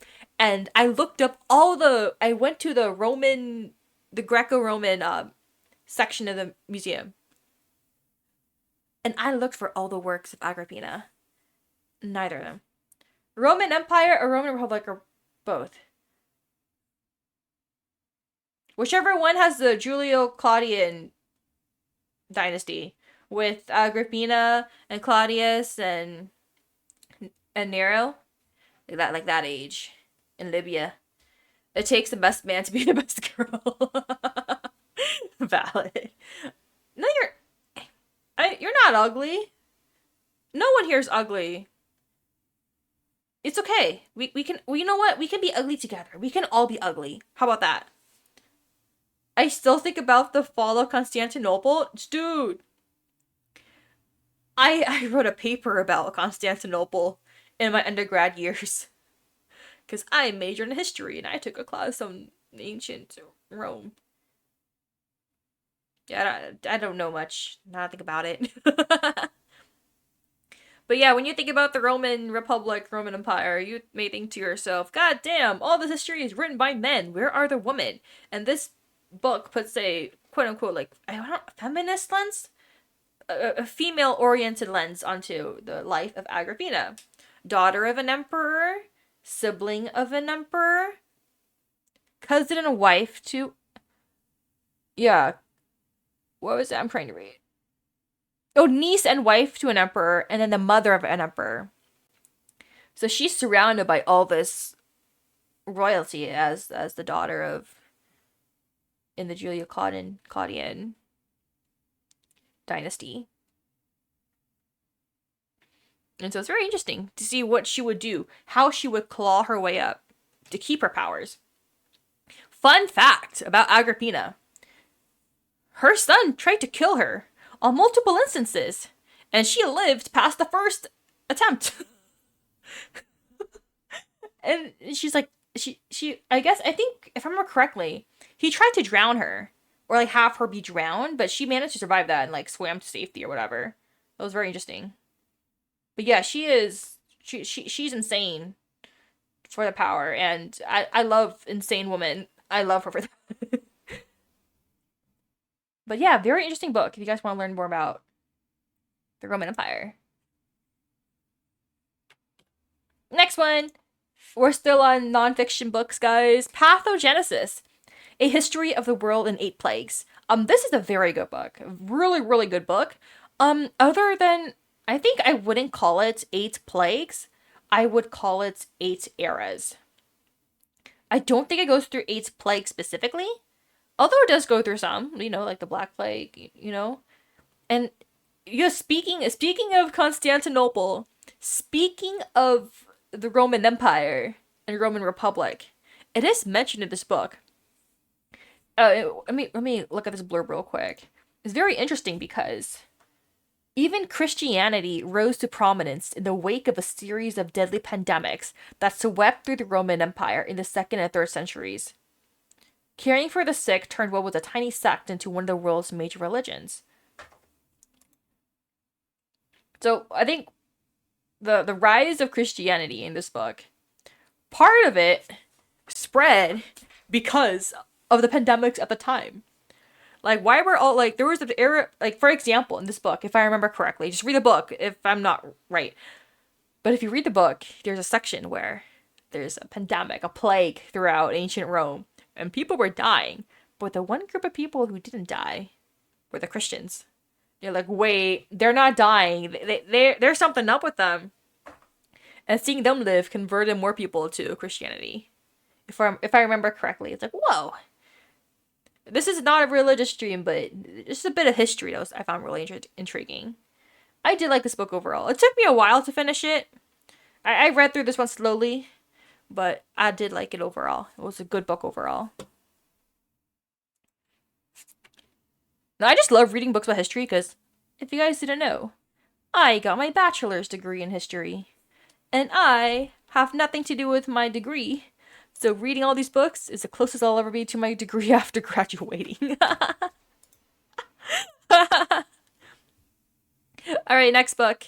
This one is called The Anthropocene Reviewed, Essays on a Human-Centered Planet. If you guys know the book, Time to Start a History Blog? That sounds so... If you guys start one, I would read it. I love history, so... I love ancient history. I love Asian history. I love American Revolution. I think those are my favorites. We do love a history buff. Yes, yes. There is another VTuber who specializes in like his history games and presentations. I remember seeing them on my timeline. They were so cool. I'm broke. I can't afford head pads. You someday. You know what? Do that one thing where you put your head on the you put your hand on the screen and you like cup it over the VTuber's head. Oh, thank you. Thank you, Suzume. Thank you, Calv. Let's go. My head has been patted. But yeah, if you guys know John Green, you guys might know him by the books, by their YA books about The Fault in Their Stars. Looking for Alaska, their other titles. I've only read The Fault in Their Stars. My friend recommended me this book. It's a collection of essays about things that hold like prominence in this life in different regards, whether some more serious, some more lighthearted. But it was really interesting. Like the keyboard to Penguins of Madagascar to Soda and extinct species. It was really interesting. Very sporadic. Very cool. It took all your money. Was it worth it? I mean, you got it, so. But I did really like this book overall.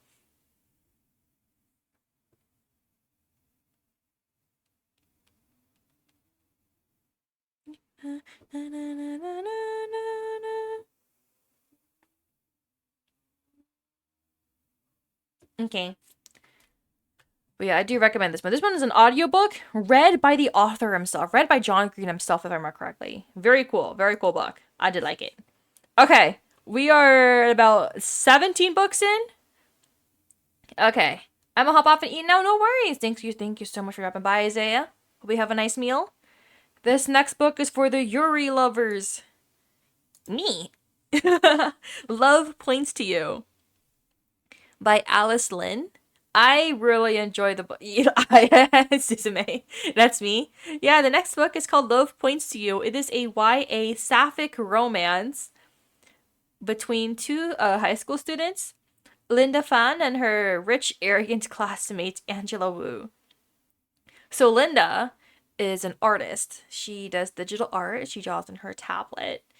And she's a very good artist.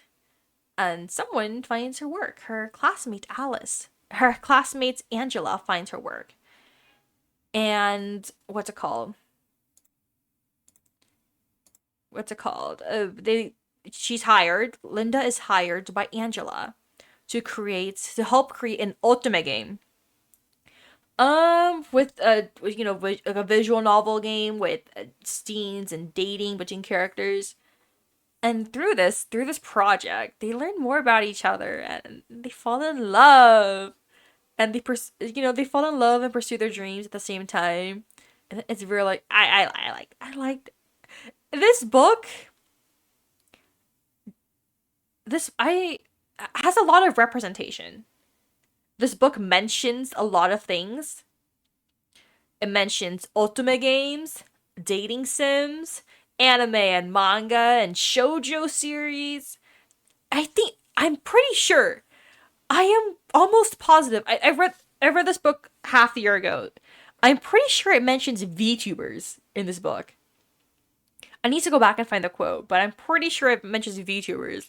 And I was like, when I was reading it, I was like twirling my hair and giggling like, oh my god, I'm a VTuber. This book is for me. The girls that get it kind of books.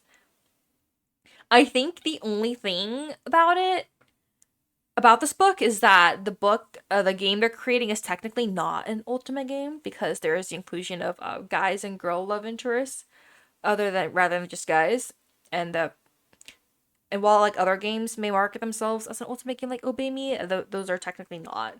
But other than that, like the intent of the representation and even like this, I found like the issues to be a little bit not issues with the writing, but like the issues in the story, like what's happening in the story, the characters, Linda's struggles and stuff like that. I noticed it and related to it a bit. So I did like this one. It's a solid book. It's a solid YA book. It's not long at all. I did like this one. And they're cute. Look at them.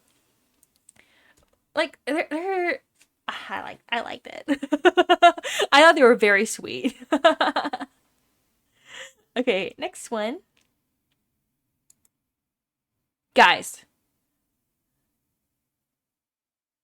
that seems common among English-speaking developers when it comes to Ultimate games to reach more like a genre than a specific term of experience. Yes, yes, yeah. Like if you think of when I think of an Ultimate game, I'm thinking of stuff like Ikemen Vampire. I'm thinking of Bustafellows. I'm thinking of games with a female protagonist with various male love interests. You know, like the word Ultimate is like maiden. Like that's where it comes from. If you want games with like a non-specified gender main character with a bunch of different love interests, something maybe Obey Me, that would be like just a dating sim, an Amare game, if I remember correctly. Like there's BL games, there's GL games, there's like the huge umbrella of Amare romance games, and those are different subgenres like Ultimate, BL, GL, kind of deal. At least from what I've seen too. Yeah, I totally get it. Yeah, and then so like when you see games advertise themselves as an Ultimate game, it's because like they know they'll get like people who like that kind of game, who like visual like romance visual novels to be that game. Like it's just a for the SEO, you know, the search engine optimization. But I do get why they do it though. And they do attract similar audiences, so I can't be mad about that. Yeah. Love points to you. I feel so single reading this. Yeah, it is a big marketing. Exactly. That's exactly what it is. Totally get it. All right, next book. You guys have to promise not to judge me with the next book. Okay? Promise me you guys won't judge me with this next book. Please do not judge me for this next book. Please don't judge me for this next book.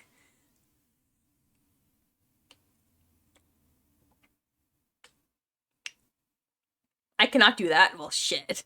All right, ma'am. Thank you.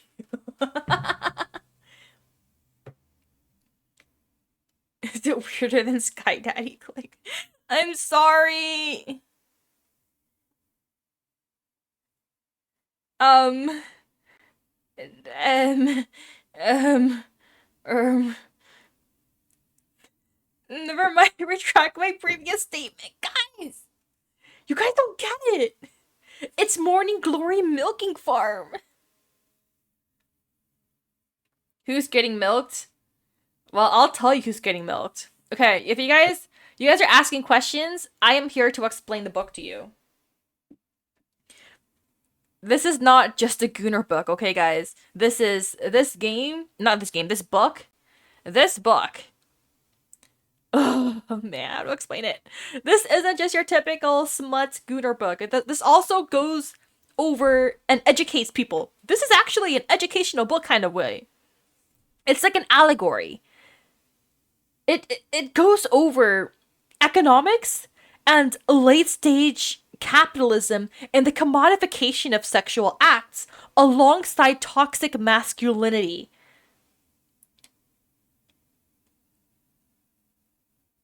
Are you guys getting educational smut? Okay, after the stream, I'm gonna assign you guys homework. I'm gonna assign you guys homework. This is an English class, and I am assigning you work.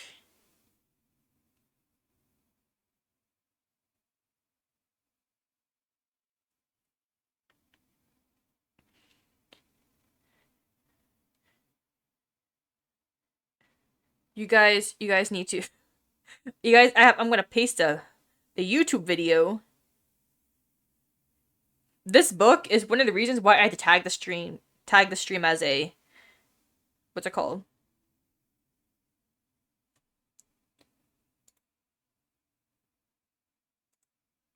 There. I pinned a comment to a YouTube video called, well, I don't know what it's called. Let me open it real quick. Why Morning Glory Milking Farm is a critique about late stage capitalism and toxic masculinity. Are you not? Am I convinced? Well, I'll do the convincing. So the main girl, our main character, Violet. She's in her mid-20s, no job, no nothing, no bitches, whatever, I don't know. But she finds this job. She discovers this job. It pays well. And she gets benefits and stuff like that. And you're like, and she's like, wow, why is this job on a farm? Not a job on a farm. Why is this job at this clinic paying so well with, like, I don't know, low requirements, right? No experience. How? It's because the job she is hired to do is to collect Minotaur samples, to collect Minotaur milk. And where does the milk come out of from these bowls? They're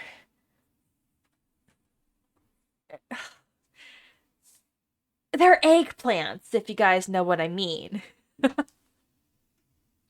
She has an orientation. She watches tutorial videos. She gets trained on it, essentially. Not the bonk. Wait, got cut off. Let me. There you go. Spare me. I'm just a girl. What does that mean, man? And so she's at this job, and she's getting used to it. Some of these minotaurs she's milking, some of them are nicer, some of them are rude, some of them are like Karens. They're like, you gotta do it this way, right? But she gets, is minotaur milk as expensive as horse milk? I think there's like clinical properties. I don't know how to, I don't remember. It's probably more expensive than horse milk. But yeah, she's milking all these minotaurs, and she milks them. She gets tips on them. She collects bottles and bottles and bottles and bottles and bottles of minotaur milk. But the thing is, she that explains the anti-capitalism message. And through all these customers, she has one repeat customer, one repeat client. One of her clients requests her specifically to milk him. And usually when they're doing the milking, they don't really interact with each other. They don't really, talk or look at each other, right? Like they talk to each other, but it's all typically professional. But things happen. They start communicating in other ways, they start meeting up, they start getting interested in each other. So Violet and her one client, Rorik, if I remember correctly, they start, hanging out and meeting and learning about each other. And then lots of smuts ensues. The content warnings are on the last paragraph if you guys want to read it. For the sake of my stream, I don't think I will read it out loud. It's there for you to read. But for my sake, I'm good. I already read the book. What do I know? But yeah, it's a guaranteed happily ever after. And there is a sequel with different characters, but monsters, minotaurs, smashing, milk. Yeah. And you guys might think that's a weird book, but I don't know how to explain it. Next book. I listened to this as an audiobook. I listened to this book while driving to and from work and while I was at work. I don't know. I also bought this book on Kindle. So I could read this book again if I wanted to. Because I initially was going to read this book, but I was like, you know what? It'll be faster if I get the audiobook. No, I have two formats. Oh man, what have I done to myself? Next book. We are going 180 wholesomeness. we went from Morning Glory Milking Farm to the Moomins and the Great Flood. Do you guys know the Moomins? The Moomin people? They're so cute. I'm getting into them. There's a game on Steam in the Moomin Valley. I just want to play it.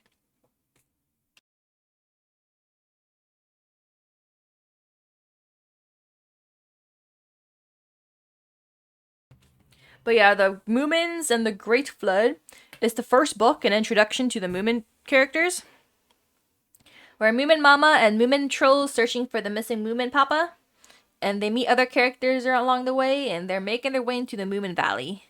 Very, very cute children's book. Very short. You could probably read this in a day. It's intended for like children, if I remember correctly. Very, very young, very cute.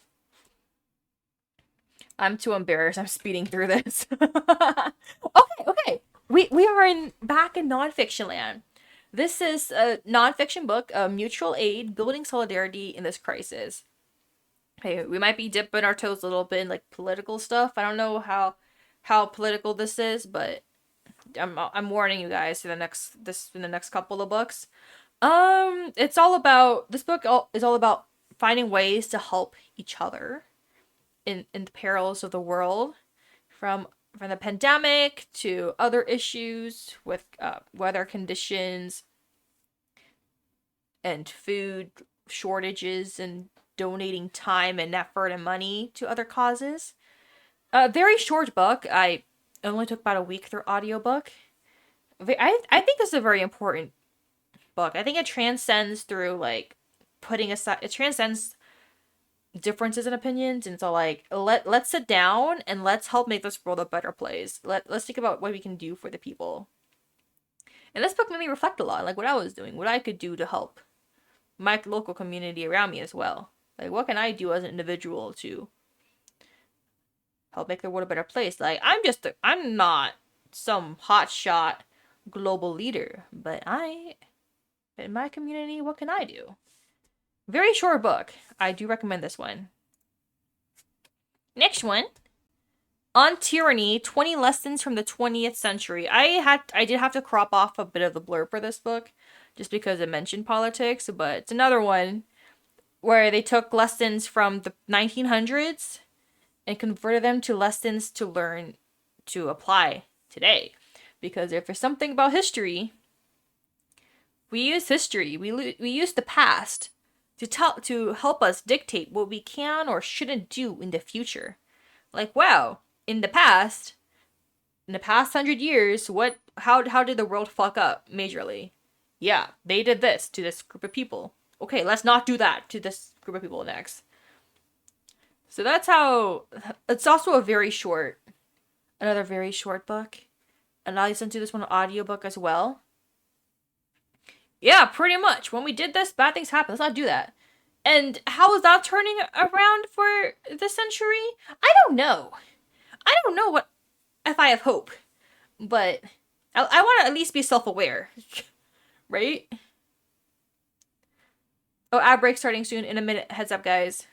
But yeah, it's a call to arms and a guide to resistance with invaluable ideas for how we can preserve our freedoms in the uncertain years to come. So this book is another one I do recommend. I did get a lot of insight from this book, especially as someone who studied history, but I did not put that much emphasis on the past 100 years. Although I should, but this book is it's useful enough for me. Like I think On Tyranny and Mutual Aid, I think they go hand in hand for what we can do to make the world a better place. Like, it's kind of difficult for a 2D person like me, but maybe like IRL in the local communities, gives you something to think about. Oh my goodness. Okay, we are making progress. Okay, the next book, I probably wait till after the ad break. But this is also another nonfiction, although less call to action, more history. When I think of an Oshi, so Agrippina is my Kami Oshi. Wait, I'll see this later. I don't know how to explain this. I'm trying to explain this in VTuber terms. I don't think about it. And this make me realize how many books I actually read.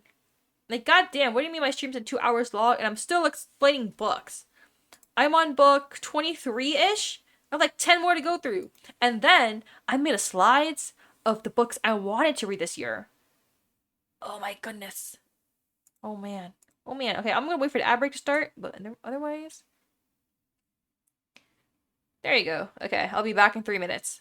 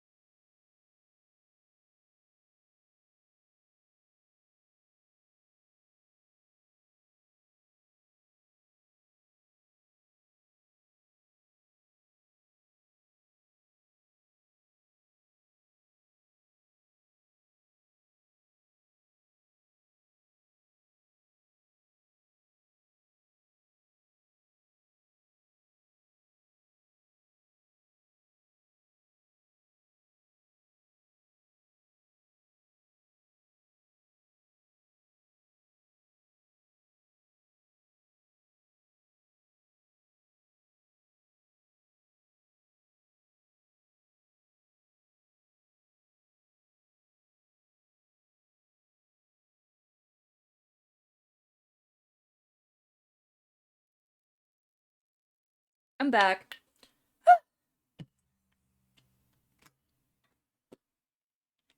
What was I doing again? Oh, books.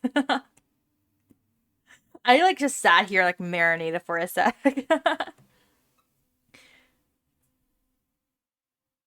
I'm tempted to suggest some books I've been trying to get people more interested in, but I feel like you've already got quite a few to work from based on what you've described so far from last year. I mean, these books I've already read. These I've already completed. I have books I'm gonna read this year, but like my goal of books to read this year is 30. I have 4 I've completed so far, and about 10 to 12 books I want to read. So then after that, I'm clear. My library checkouts, my book recommendations. I'm waiting. So feel free to like. I can open up Goodreads after the presentation, then we can go over some. It's all good. We got time. We got the rest of the year.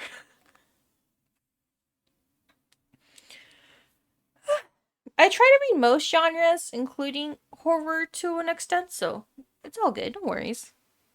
But yeah, I mentioned so my kamiyoshi of historical figures is Agrippina. I also have another Oshi who is Messalina. IRL, these two hate each other, probably because they were both vying for the Roman throne for their loved ones as emperor. But yeah, the shocking and scandalous story of Messalina, the third wife of Emperor Claudius, one of the most controversial women to have inhabited the Roman world. So Messalina and Agrippina, they were alive around the same time. They both had some relation to Claudius. And this book also kind of put a feminist lens, a woman-focused lens on Messalina and her life. Because these women are not mentioned a lot in Roman history. So not entirely to rewrite her history or salvage her reputation, but to look at her life in the context of her time and reclaim the humanity of a life story previously defined by currents of high politics and patriarchy. So yeah, with Roman history, we see a lot of men, but not a lot of women. So this was also another really good one I enjoyed. I love reading about the Roman Empire. Damn it! I am not beating the 40-year-old man with the voice changer allegations now. But yes, I do. This is also another really good book. 4 stars for me overall. I enjoy this one.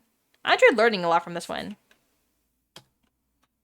All right, we got some BL up in this presentation. I don't remember when I started this book, so hence why I only got the completion date. I think I started this book sometime in 2024. Read a few pages, dropped it, and then picked it back up, and I finished it. I am a firm believer. I probably shouldn't, but I look at books by their cover, and I love the cover of this book. And so I read it. Snake Spirit transformed into a boy and falls for a headstrong prince in this lush romantic retelling of the traditional Chinese folk. Did you show any? Yes, I did show a Yuri book. Where is it? This one. Love Points to You, my sapphic romance read of the year. I have another one coming up too. I have another sapphic romance coming up. Yeah, this one's very cute. Next one is Legend of the White Snake. This is BL. So, Zen is, I think the guy on the right is the snake guy who could transform into a human. And Xian is the prince. So they meet somehow in the property, and then they bond from there. The thing is, the prince is hunting for the snake that swallowed the pearl that could save his mother's life. And who is the snake that swallowed the pearl? The other guy. And how do you know he swallowed it? Because the pearl gave him the powers to transform into a human. So they love each other, but they also shouldn't be together. But like shit happens, and now they're together. And I like this book. It was a good book. I thought the side couple in this one was cute too. I did enjoy this book overall. I say that about every book, but maybe it's just that I'm good at picking books that I like. Okay. Next one. Oh my gosh, guys, my Oshi, my author Oshi. A fatal thing happened on the way to the forum. Murder in ancient Rome. Guys, when I talked about ancient Rome earlier, I was like, ancient Roman woman. Woman, woman, woman. But now we're going to ancient Roman murder. Murder, murder, murder.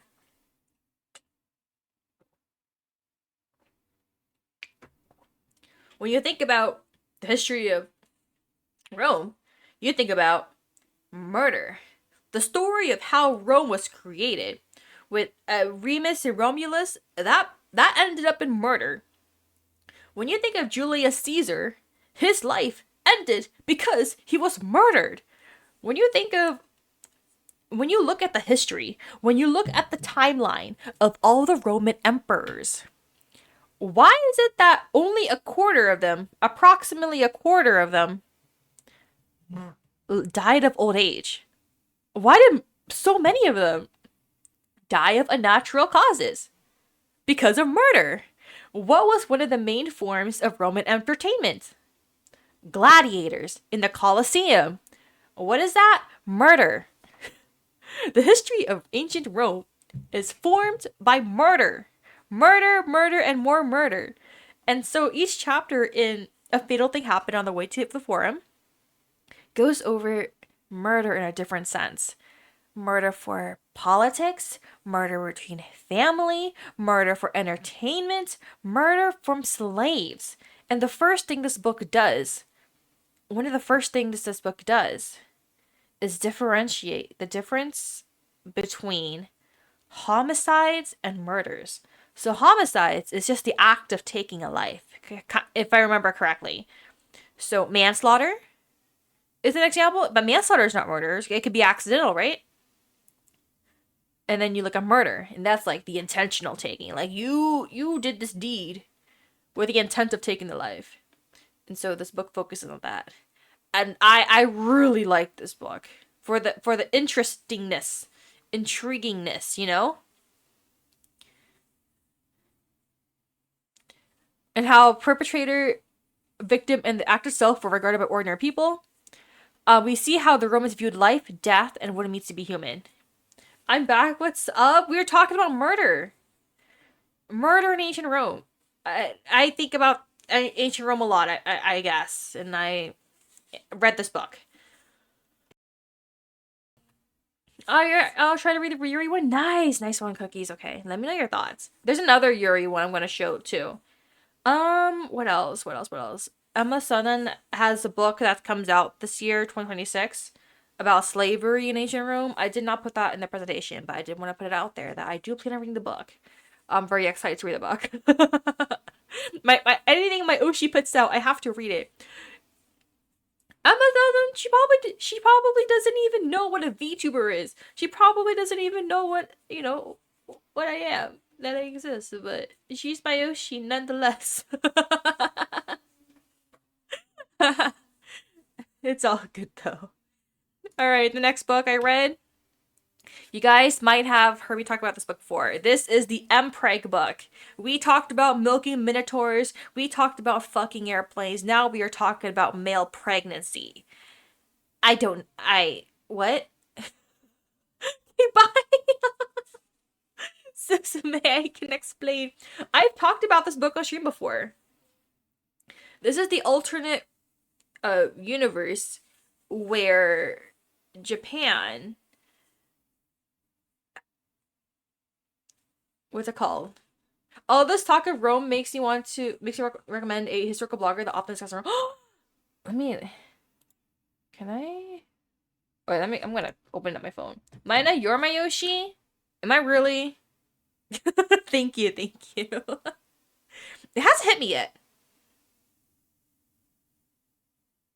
People are actually here watching me. Yeah, like I'm just a girl who likes to read books, and we're talking about books and Mpreg. Let me type in the. Oh my gosh! Not the Fujoshi song coming up when I'm talking about Mpreg. Wait, this looks interesting. I'm gonna bookmark this. Oh, thank you. A look at history and popular culture. Amen, but my patience running thin. The Temptations. I mentioned this earlier. I went to the Met and they had like a Greco-Roman section. I was obsessed. I took so many pictures. I spent too much time reading a blog. Well, now you're gonna make me go down that rabbit hole, and thank you for that. But yeah, Vanishing World by Sayaka Murata. If you guys want to look into this author, she writes a lot of fucked up shit. I will say that. Lots of fucked up stuff, including this book. This book is no exception. What is it? Yeah. Blah, blah, blah, blah. Let me refresh my brain. Wee woo, wee woo, wee woo. Okay. Vanishing World is a book. Takes place in an alternate Japan where sex between married couples has vanished and all women are born by artificial insemination. So the concept of marriage in Japan still exists. The concept of marriage as a union between a couple, that's a thing. But instead of getting married for romance, they just do it to create a union as a family unit. So they consider each other family, kind of like a brother-sister relationship. And any acts of sex between a married couple, it's very much looked down upon, very much looked down upon. And seen as gross, disgusting, the scum of society. And because of that, people are welcome to have side relationships, side romances. So it is not uncommon to see people have to release like their sense of romance with another person, or B, a fictional character, a TV character, an anime character, something fictional. And even if they have side relationships, they will not pursue them sexually. It'll be all platonic. And in this alternate Japan, there is a small community. There is a community within Japan. Out of all the cities and stuff in Japan, there's like one place. What's it called? I'm looking at the Experiment City or Paradise Eden. So that's that's like one city in the alternate Japan where they kind of like are a giant family unit. So all the adults in Paradise Eden in Experiment City, they are all mamas. And the children born and raised in Experiment City, they're all the kids. So you know the saying, it takes a village to raise a child. They do not have their own names. They are not treated as like a family, like a child of like a specific pair of parents. The adults in the city will be inseminated and will give birth to the children, including the men. The men will also have like an artificial womb to give birth that way. And that's where the concept of empreg comes in this book. Yeah, and in the blurb, men are beginning to become pregnant using artificial wombs that sit outside their bodies like balloons. And children are nameless, called only Kodomo-chan. And that's where our protagonist and her husband decide to move there. So the book with the protagonist grows up with this mindset that artificial insemination is the way to go. You could fall in love platonically with anime characters, but you should not have sex. As she finds out, her parents did the deed. You know how when you're little, you grow up and you don't know what sex is and you learn like sex ed class, like, oh my god, my parents did this? It's like that, except like 1,000 times worse because that is looked down upon by society. Oh, this book made my jaw drop so many times. And this is not even the author's craziest work. The author has crazier work.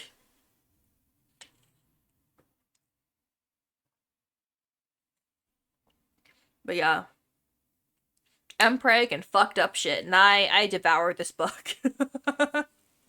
I don't know what I would rate it as. It's very interesting. Also, very fucked up. But yeah, Vanishing World by Sayaka Murata. This might I was gonna say this is the weirdest book I read this year, but it's tough competition, so we'll just move on from here. Okay, we're allowed down to our last 5 books of 2025. That's crazy. Our next book. This is probably my favorite to read of the year. My favorite standalone of the year. I forgot to remove my rating. It's fine. It's 5 stars. It's about the direction of the milk. Spare me.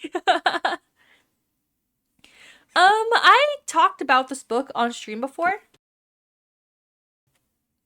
So in this book, the main character is named Daphne, and she is a children's librarian. She's living the best life she can live. She loves her job. She's in a happy relationship, and she's engaged, and she's moved in with him. And things are looking great. However, after the bachelor party for her fiance, after her fiance's engagement party, something happens at that party. Her fiance's childhood friend confesses to him. She's like, dude, Peter, I really liked you all this time, from childhood until now, but I never had like the guts to confess to you until now. And he's like, you know what? I'm engaged. This is my bachelor's party. I'm getting married soon, but I'm willing to throw it all away for you.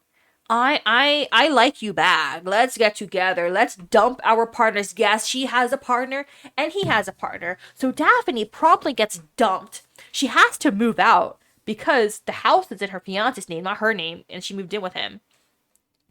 And she's stuck living in a small town where everything reminds her of him.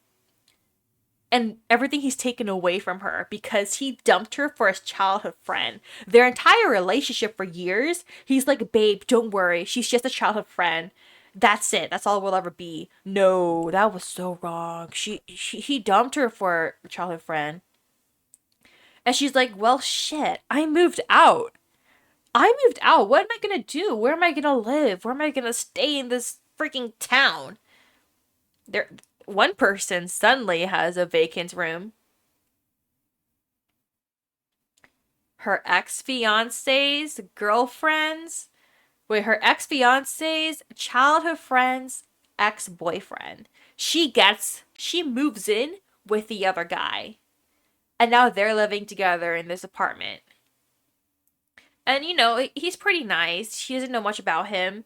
He just smokes weed and goes to work all the time, and they're just vibing. They don't know each other that well. And she's gonna try to move out and apply to other children's librarian jobs. But they start talking more as roommates. They start becoming friends, and he's trying to convince her, like, hey, don't let this man define this town. Define what you live here, what you're staying here for. Don't let this man take away everything from you, cause even though he's taken away a lot of other things. It's like that wife swap TV. Yeah. Except this, except that this wasn't intentional. But yeah, exactly. Yeah, pretty much. That's what I mean.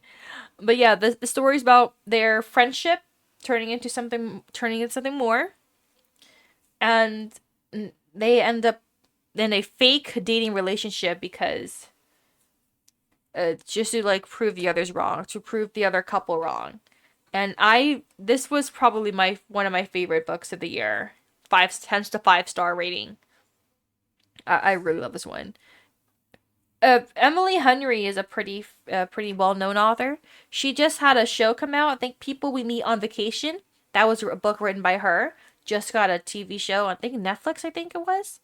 I haven't seen it yet. I haven't read that book, but I don't know if I would read more of their works. I read another work I wasn't really a fan of, but this one I loved. I devoured this one.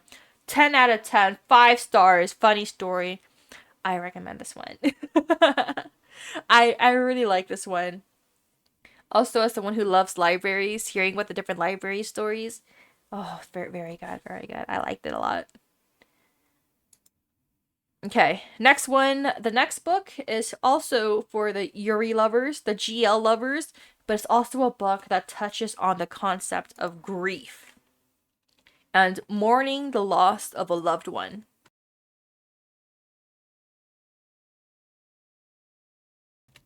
So, House of Frank by Kay Sinclair is a fantasy book. Fantasy, found family, sapphic, girls and girls book about our main character, Saika. Her sister passed away. And she's about our main girl, Saika. She is a witch, and her sister passed away and asked her to bury her remains at the famed Ash Gardens, which is a sanctuary with like a huge garden for people to plant their loved ones and have them grow into like a beautiful plant or tree or flower. So she arrives and she meets Frank and all the other residents of the house, hence the found family. Um, because she's still devastated over her sister's loss, Frank lets her stay in the sanctuary for a bit, doing some like odd tasks and stuff, just to like stay there and make her pay for the stay.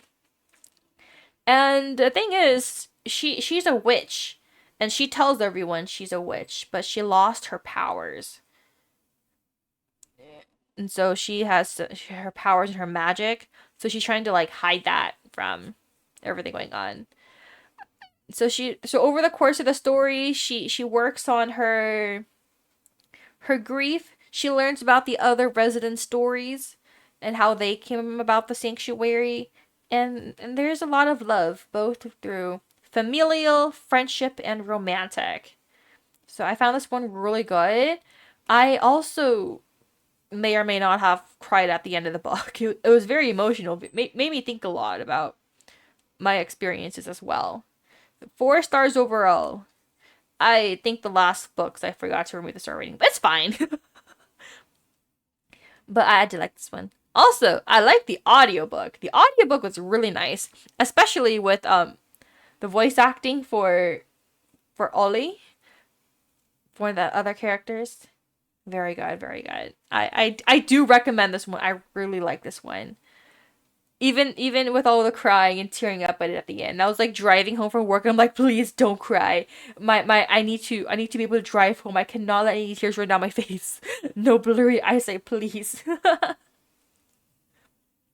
I really, really, really like this one. The next one.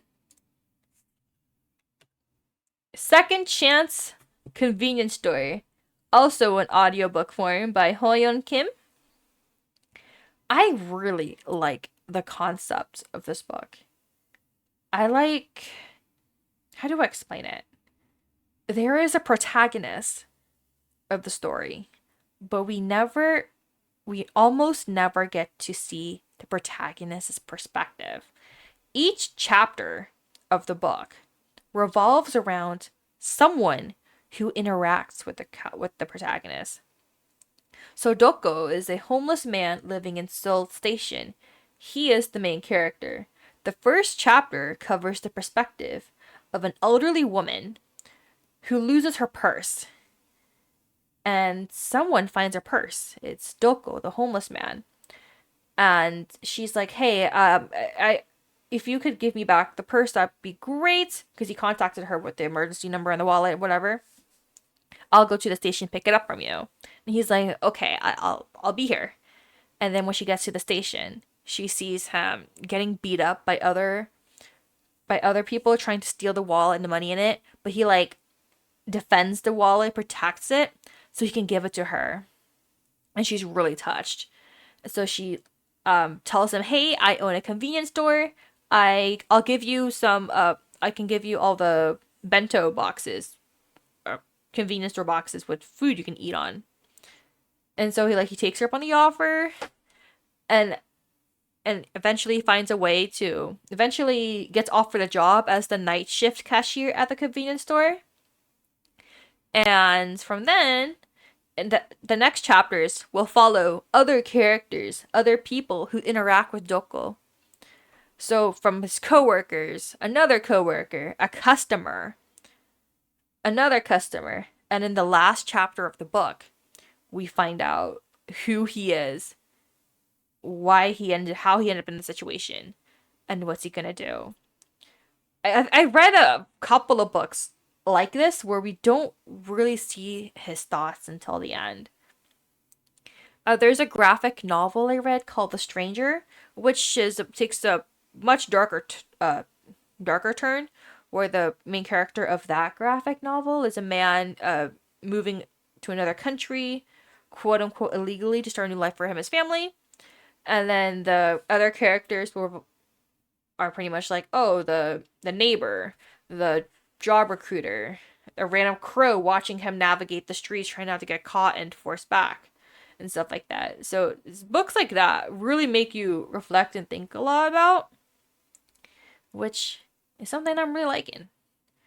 To think, guys, I know I have like two brain cells, but sometimes it's really beneficial to think. Gotta use those brain cells eventually, right? I hope so. But yeah, this one was an audiobook form. I did enjoy this one. Alright, next one. The Demon and the Light. So earlier in the presentation, I talked about The Floating World. Because I read that book earlier this year because that book came out earlier this year. But I was very fortunate because book 2 also came out in 2025. Thank you, Axia O. My life is in your hands, and my life is blessed because of your amazing work. My favorite series duology of the year. Totally The Floating World. I'm not going to talk about the plot because it's a continuation of book 1 that we talked about earlier. However, I love this book. I think I gave book 1 5 stars. I think I'm giving this one, the second book, 4.5 stars. It was also very good. Also, the Fujoshis, the BL potential in this book. If you guys read this, you guys would know. I'm obsessed. I love this book so much. But because we talked about the series, let's go on to the last book I read in 2025. The last book I completed in 2025 is another audiobook. If you guys know about this case, you guys might know about it. It's called Conviction, The Untold Story of Putting Jodi Arias Behind Bars. And this book is specifically written by the prosecutor of this case, Juan Martinez. If you guys saw clips or like videos of this court case, he's the guy actually like questioning her and stuff. And wow. The questions he asked, how he navigated the court, the aggression he put into this case, freaking insane. Juan Martinez to go exactly. Like there's this part in the court case where she mentions, where Jodi Arias mentions like the conflict of him looking like a linebacker or something, and he's like, get up there, stand up, and show us what you mean by that, and act out the role. And I was like, holy shit, bro is like going at it. I've read other books about this case. Would I say this book brings a lot of new light into it? Maybe not if you've read a lot of books like I have. Well, not a lot, but like at least some other books about the case. But it is also always interesting to see it from his perspective, from like the people directly involved, you know? Yeah, this one was an audiobook too. Very interesting, very interesting, very interesting. Yeah, that was the last book I read in 2025. And now I'm just gonna swiftly go through the books I want to read in 2026. Oh my goodness, that's 2.5 hours. The first book I want to read this year, I'm already about a third of the way through this book, or about halfway through this book. It's called Catabasis. Catabasis by R.F. Kuang. One of my personal favorite authors is R.F. Kuang.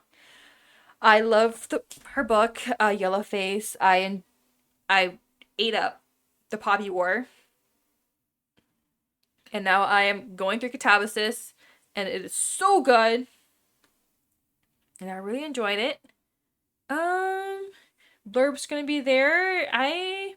It's about two grad students and their descent into hell because they want to find the soul of their college advisor, their professor, because they need him to write a recommendation for them to like progress up the work journey. But they can't, but they have to drag him out of hell or get down to hell to like find him because he's dead. So it's dark academia vibes. Before the book came out, people were like hyping up this book so much. They're like, you need to go through this reading list, blah blah blah blah. I'm like, no, it's a solid book. I am enjoying it so far. The next book I want to read this year is called Slash Beauties. I usually do not read books with multiple timelines, but the premise of these crafted dolls that slash and kill men, I eat that shit up. I eat up all the female rage books. Come on. Because why not? Why not? Haunted Murderous Dolls. It's a horror book too. So I do want to get to more horror books. Next one. The next book I want to read is called The Omen Girl. I got the, what's it called? Advanced Reader's copy of this one last year, but I haven't read it yet. Described as pulse racing Ghibli punk debut of magic, redemption, and the love that survives the dark between stars. Perfect for fans of Elizabeth Lim, Amelie Wenjiao, and Su Lin Tan. And those are three authors I've read books from, hence why I wanted to read this one. I don't know anything about this one. I just know that the cover looked cool, and I wanted to read it. So here's me judging a book by its cover and hoping it's good. Okay, next book. Next book I want to read is called Domcom. I got this book is surrounded by BDSM themes, and it takes place with two employees who meet in this BDSM club, and then the morning after the weekend, they go into their workplace and they found out, holy shit, you're the woman from the club who I had really good chemistry with. And they work in the same office. So it's like forced proximity workplace romance kind of deal. I thought it'd be more comedic because I saw the calm and I was like, oh, this is gonna be something funny. I am about halfway through the book right now. It is a lot of tension and romance, I will say. But I thought the cover was cute too. That's why I read it. It's episode 1,000,000 of Maina reading a book by its cover. A next book I'm gonna read. We're gonna go from BDSM romance to about education and book banning in America. Yes, the next book I want to read this year is called Banning Books in America by Samuel Cohen. If I can read that correctly. It's pretty much what the title dictates. If you guys didn't know, I am American, hence why I am reading this book about America. It's all about. I'm trying to think about what like my argument is. I try to look at books the same way I look at freedom of speech. And so how like people deserve to, say whatever the hell you want to say. As long as you do keep in mind like freedom of consequence too. You can make troll announcements over the intercom, but if you say something stupid and dangerous enough, you will have to accept the consequences of what you say. That's the kind of deal. So I do look at it like people should not be judged or forced to take books away just because they want to read them. When you think of history, you think of you think of instances where books were targeted. The burning of the books, right? The Qin Dynasty with the burning of the books. That's like the first example I can think of off the top of my head. And because those books were burned, a lot of those were like single copies or whatever, right? So we're never going to have access to all that knowledge. The burning of the Library of Alexandria too. all that stuff we're never gonna have access to because it's all burned up. So when you think of like privatized libraries who want to censor books and be like, this, you guys can't read this, it's not good for anyone because I said so. I think that's my issue. That's my issue with it. I'm like, you can, as a parent of a child, you can dictate what you want your kids to read, but I don't think you should say the same thing about like the entire community, the entire world. Settle Decay, thank you so much for the follow. Welcome, welcome. Oh my, I am like teeter tottering on like politics right now. Hope you guys don't mind. Because what's it called? I think October or November, probably October. The U.S. Kind of celebrated, quote unquote, celebrated Banned Books Week. There's so many instances of books being censored from communities or banned from communities because they feature stuff like LGBT themes, minorities, voices and representation that I feel should be heard. Like I remember talking about this before on stream. There was an instance where a school district in Florida tried to ban tried to ban and remove from their shelves Sasaki and Miyano, the wholesome BL manga. They tried to censor it and like remove it from their shelves because they're like, we do not want sexualized content on our shelves for kids to read, for our students to read. And then in that same report, they recommended Chainsaw Man. Like, hello? Are we not gonna forget the introduction of Quan Chi? I nothing against Chainsaw Man. I love Chainsaw Man. I love Quan Chi. That's my beloved, right? But I was like, that's crazy for that request to be made. And I'm like, okay, contradictions, whatever. Florida scares me. I've never been to Florida. I would go for the food, but everything else I heard about Florida, I don't know. Like I would go for like what is it, the Cuban cuisine, the Latin American cuisine, stuff like that, but man, goddamn. Yeah, there is a website for Banned Books Week where you can see the list of school districts across the USA. Let me see if I can find it. Banned Books Week list. And you can see like which school districts banned which books. And there was a lot of manga, which is crazy.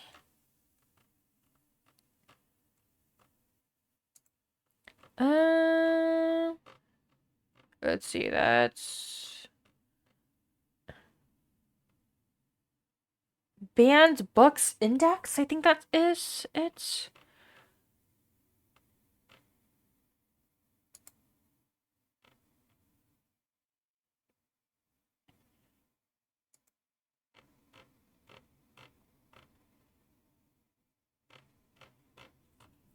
You guys have me looking this up now. But yeah, this is a wow, 6,870 instances of book bans in the 2024-2025 school year, according to pen.org. It goes like bum bum bum da na na na na na. Yeah, I don't want to get too into it, but there's a lot of hypocrisy. Yeah, I do think so too. Yeah, I'm not gonna get too into it, but I just want to like let you guys know like that is something that's happening. Yeah, 2,308 impacted authors. Wow.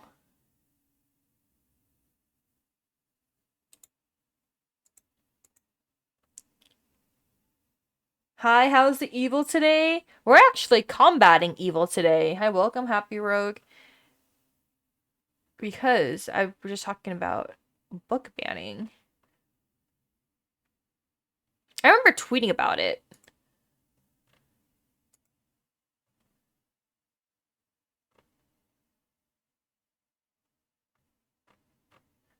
Oh, there it is. I found the. Okay, I'm not gonna talk about it, but if you guys want to look into what titles have been banned, this is the link. Like, what books are there?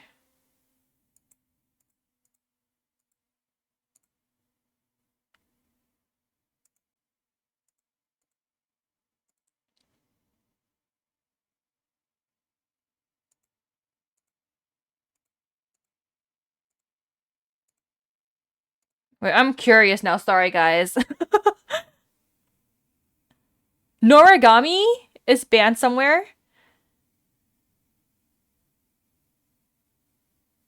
Oh my goodness, I'm going by.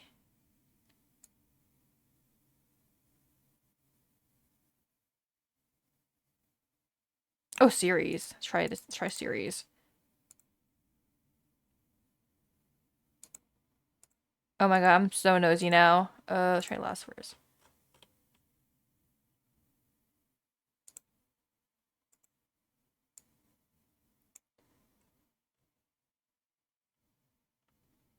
Hardy Boys, One Piece, Princess Jellyfish, Seraph of the End, Pokemon, Percy Jackson,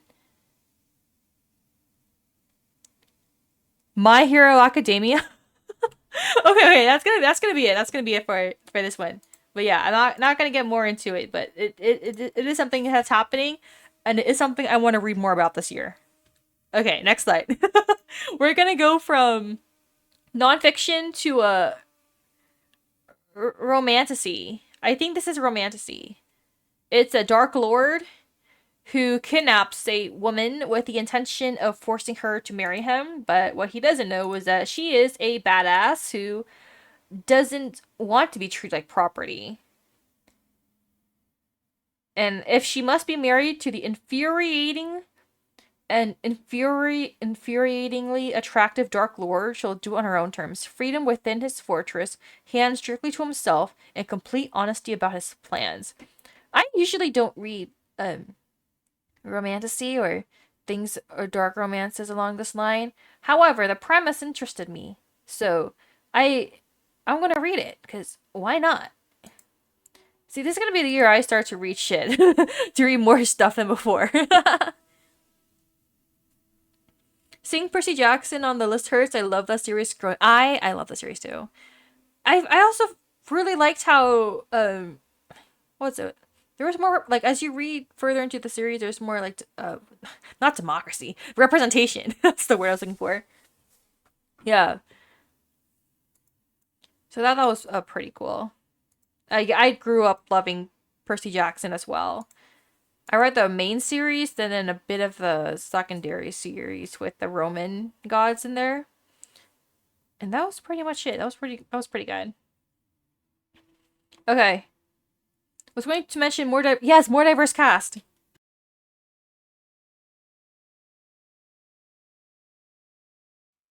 I mean, I totally get it because as someone who is Vietnamese American, right, Asian American, Vietnamese American, I grew up not seeing much representation. Like the only Disney princess I got was Mulan, and she wasn't even Viet. She was Chinese. She's not even Southeast Asian, right?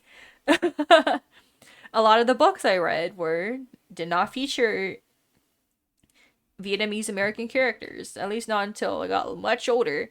And then nowadays, I walk into my local library, I was like, holy shit, that's a lot of books with like other minorities, including my own, and that was really cool. I personally hope to see that not taken away, whether it's in a school library or a public library, right? So we'll see. I want to read lots more by POCs and women as well. So I do really think that was cool. All right, the next book. This is gonna help me fill my weird girl book quota. This book is called Shy Girl. I guess she's shy. I don't know. Um, the main character, Gia, she's lonely, broken, depressed for a lifeline, and she meets this rich guy, Nathan. And they meet on this sugar dating website. Big red flag, but okay, we're gonna go with it. He's like, hey, I'll give you, I'll give you stuff, money, I guess. I didn't read the book yet. And if you do this one thing for me, I'll help you out. And she's like, yeah, what would you want me to do? And he's like, the instructions are pretty simple. All I want you to do is for 8 hours a day, just wear this collar, drink from the bowl, sleep in the cage, be a dog. Not just any dog. Be his dog. For 8 hours a day, she has to be his dog, act like his dog, and then when she goes, and then she's free to go home and be herself, and she can quit at any time if she's uncomfortable with it. At least that's what the blurb says right here. However, upon this, she realizes he's not really a man of his word. In this harrowing tale of survival and revenge, it's a descent into the dark heart of lost autonomy and the feral rage it awakens.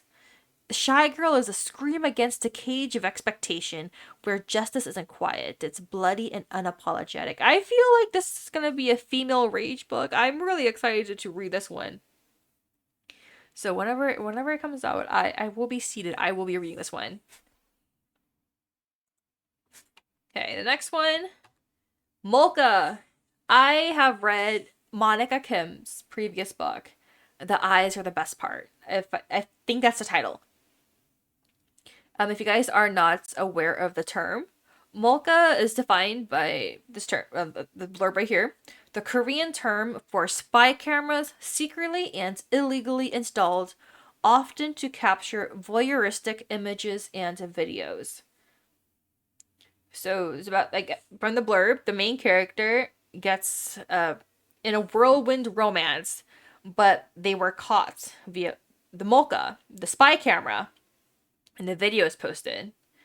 But she can't do anything about it because it's all online and she still has her life to go over. However, there's another guy at work, Junyoung. He's been spying on the woman at work with his own hidden cameras. And she unknowingly becomes the sole target of Junyoung's perverse obsession. So I think this is a horror mixed with female rage. And knowing the author's previous work with the rage involved, I'm pretty excited to read this one too. Her desire for vengeance is insatiable, and she will not rest until the men who have wronged her have paid in blood. I'm like, hell yeah, get him, get everyone who's wronged you. I support women's rights and women's wrongs. Oh my god, okay. I have 5 more books. Oh my god, it's already 9:14 for me. Holy shit, okay. I have work tomorrow, by the way. Oh my goodness.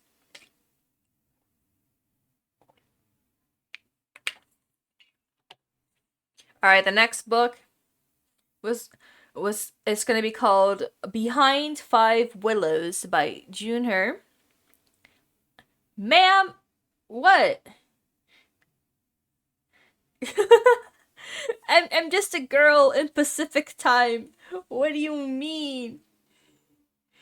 I may or may not have work tomorrow. I should quit my job. I'm just kidding. I'm not going to quit my job. But yeah. You work tomorrow? Okay, fine. Okay, I'll end the presentation when I'm done and then I'll go to work, okay? Then you guys can send me recommendations via the Discord server or just tag me on Twitter or whatever and I'll see it. Hashtag Maina Lilac. I still use that sometimes.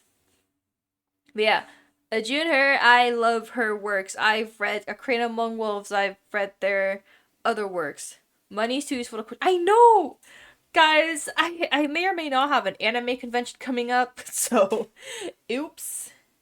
But yeah, this book is supposed to be inspired by Pride and Prejudice. Or an homage to Jane Austen set in historical Korea. I've been sending random manga I see at the hobby shop I think you'd like. I do! I saved them, thank you. I do. But yeah, another one of my historical Asian inspired stories, Junar, my goat. I'm really excited to read this one too. Alright, the next one is gonna be The Infinite Sadness of Small Appliances. This one kind of reminded me of The Little Engine That Could, because the protagonist is not a person. The protagonist of this book is a Roomba. You know, those little machines that clean your room on the floor? In the near future, where even the smallest of appliances are sentient, a young Roomba vacuum sets out to save the humans of her house from a rising technological power in this compelling original novel. Is this brave little toaster but more depressing? Probably.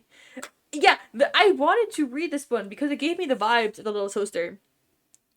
But in the age of like AI and AI intelligence and stuff like that, I'm kind of nervous. I'm kind of nervous, but it looked interesting, so it's okay. The movie was already rough. Oh shit. Oh no. You know what? I'll read this book and we'll see. Yeah, I guess maybe it's like a group of like unlikely allies have to like band together and save the day.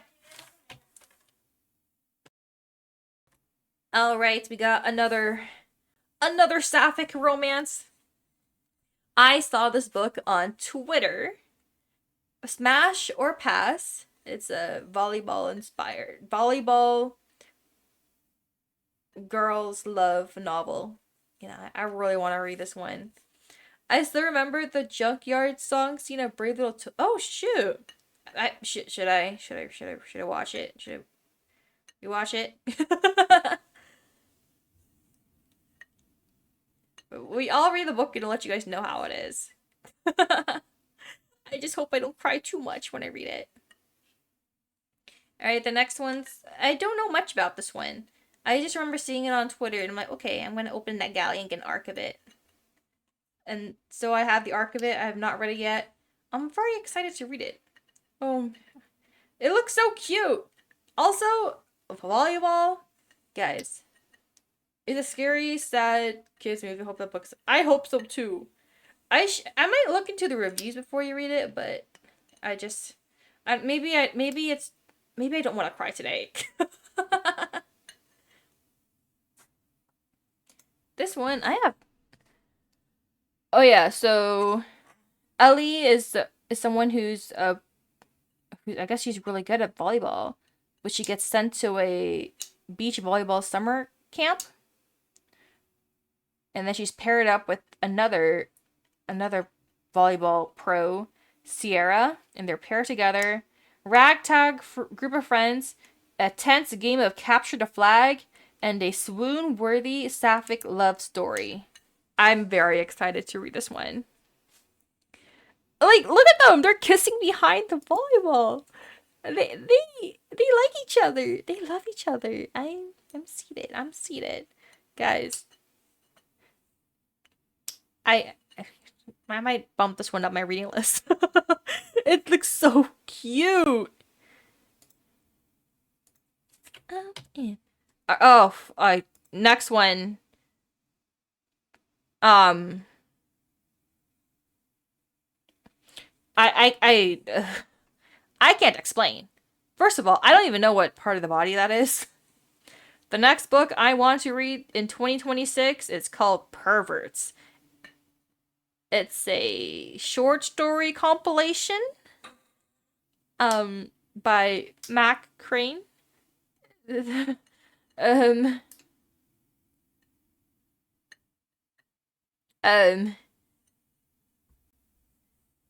Crane brings their keen eye for the unsavory to 17 transgressive stories that are as tantalizing and addictive as the characters' experiences.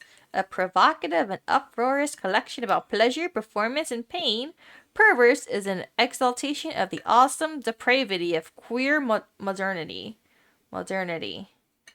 Yeah. I thought the premise sounded interesting. I usually don't read short stories, but I was like, you know what? I want to change that this year. I want to read this one. And I don't know. Don't judge me. I forgot this was on the list. I got the NetGalley arc for this one, so yay! All right. Last book. Actually, I'll get this last one after the ad break, whenever that is. But here's what it looks like. Laura Clark is the waiter. Oh, I forgot to move that one. It's supposed to help me fill up my weird book quota. I don't know. Do I even have a quota? I feel like I'm just weird. Like, I've talked about enough weird books. I don't need to read more, but here I am reading more, and I don't know what. Okay, I'll accept my fate. I'm done for. With the pow pow pow. But it's okay. You guys aren't judging, right? Right? Maybe. This one's normal. I think this one's normal looking. I'm just gonna. Makes me think of Akomi from Eldritch Academy. Oh, my girl. Wait, I'll be right back. I'll be right back.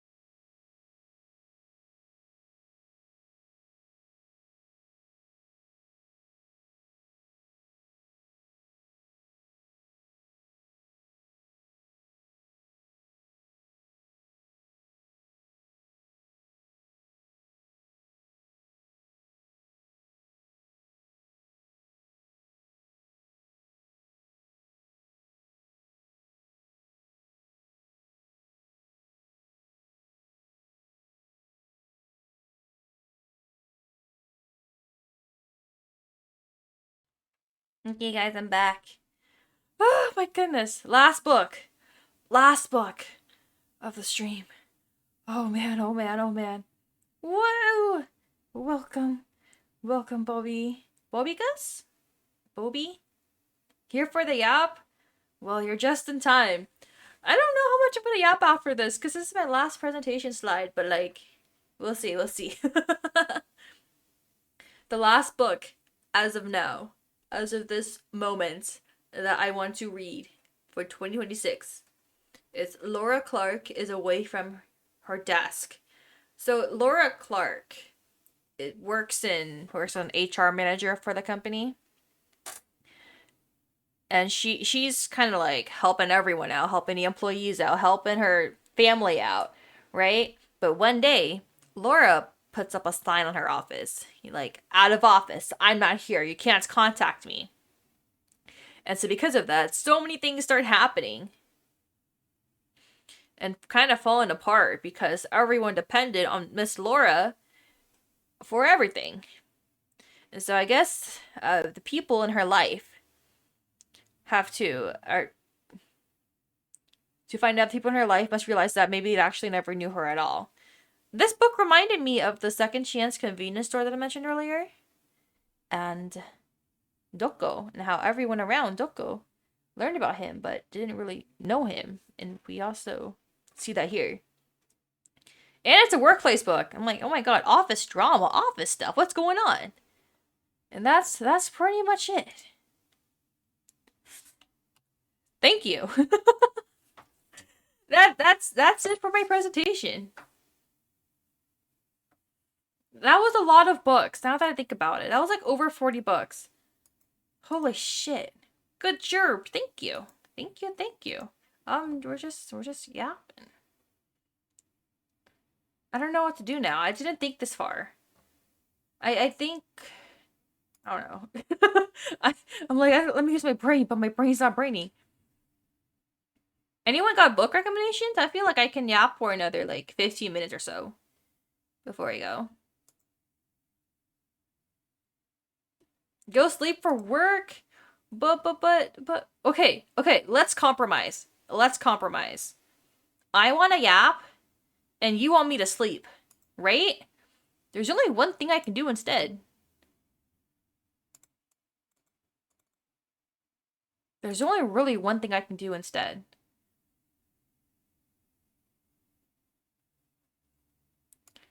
No, go. If you're interested, me want to suggest looking into a book or two. Okay. Let me open up my Goodreads tab.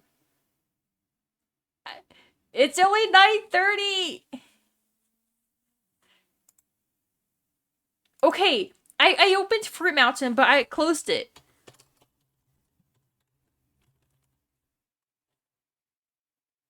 I mean, nothing. I did not open Fruit Mountain.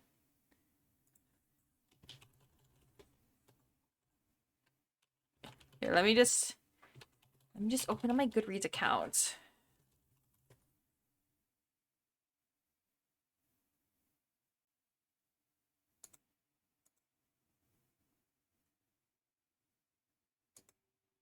Let me see. Let me...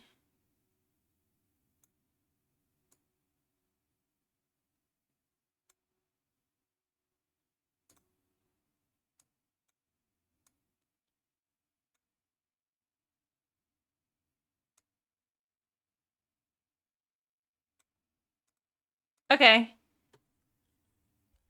I'm listening. Give me your book recs. I have not edited this in so long. Oh my god, yeah, I have not edited this. Because hence why Pride of Eternity is right here. Let me update. Finished. I think I give it 4 stars. Okay. Oh.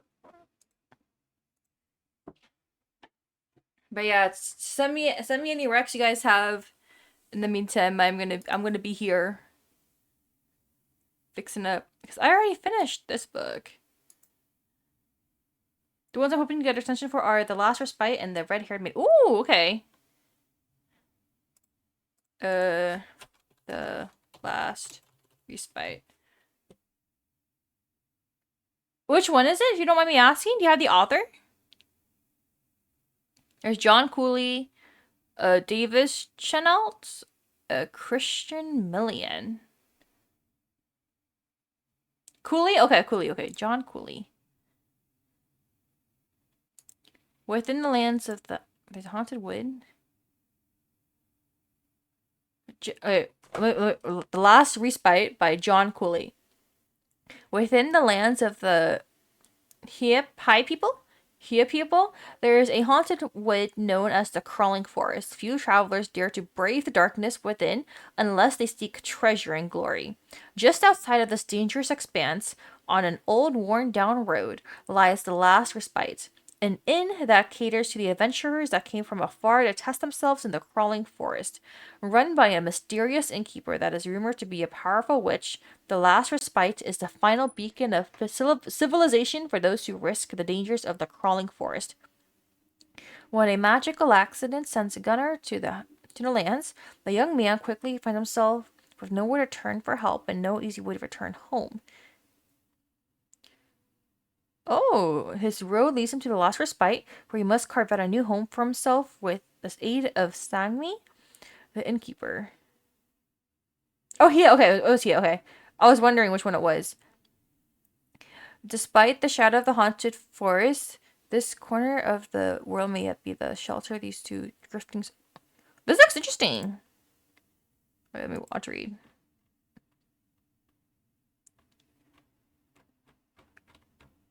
Is this on Amazon? Wait, let me see where you can get the.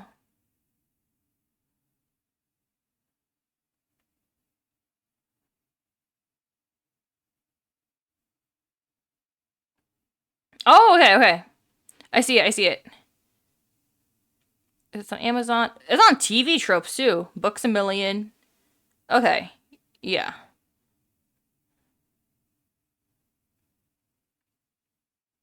208 pages? Okay, that's not bad. I think I'll get the ebook version. Okay. I'll click on the I want like an e version.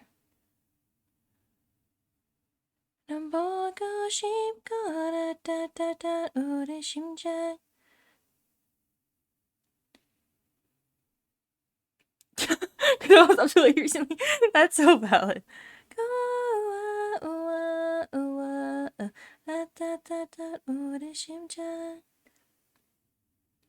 Yay, okay. Wait! That's your book. I just open the page and I scroll down. Okay. I can't not read it now. Okay, ebook, let's go. Okay.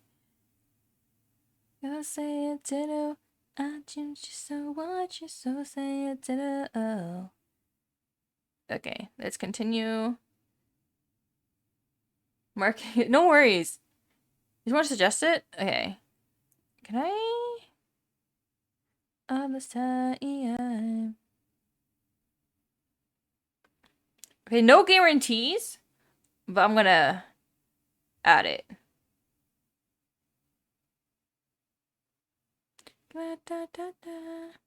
Okay. And the other one, the red-haired maiden. This one?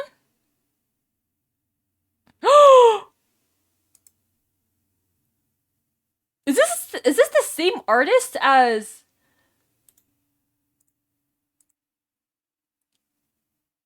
Is this the same artist as Eldritch Academy? I just realized. Yo. Okay. I just realized. Yes, okay. The island of Kiganishi is a land divided. Daimyo warlords feud over the civilized lands, while those in the frontier northern lands keep an eye out for foreign invaders. In one corner of this divided world, a girl with deep red hair was found and raised at a remote way shrine. As she grew into adulthood, Mizuyo became known not only for her unusual hair, but also her beautiful face and alluring voice. When it's discovered that Mizuyo's songs can summon forth divine magic, the resulting conflict sends her on a journey beyond her comfortable life at the shrine. Mizuyo and her friends find themselves beyond the bounds of the society they knew and must adapt quickly to life on the run. Ooh. I was like, oh my gosh. The red-haired maiden. Yay! Let me acquire these books. Girl, I want you back.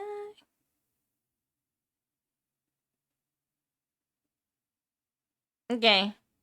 It's on my Kindle. I will try to get to it whenever I can. It's gonna be added to the queue. But it looks, I'm like, the art's cute. Me judging the book by its cover. My other ebooks are in the Nightshade universe, so they're a bit more niche. Oh, okay, okay. I'll just stick with these two then. Thank you. Thanks for the recommendations. I'm like, I liked Eldritch Academy so far, so I trust your writing.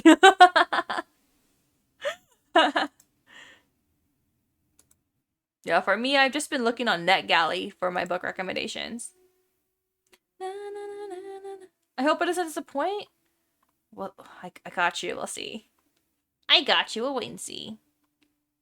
Can I change my settings? There he goes. Customize. Let's do Gary's community. Because I'm nosy and I want to see what everyone's reading.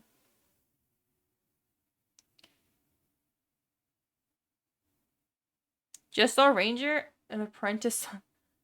Ranger's Apprentice on the screen. Oh, man. Oh, wait. Let me. Let's see.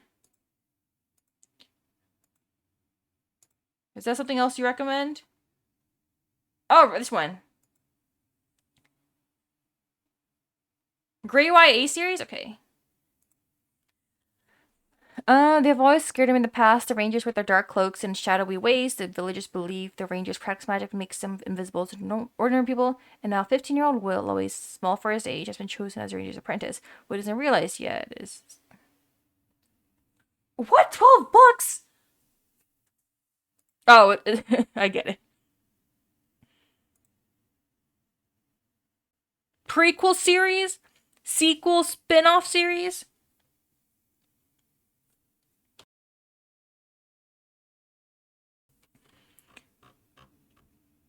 Oh my goodness.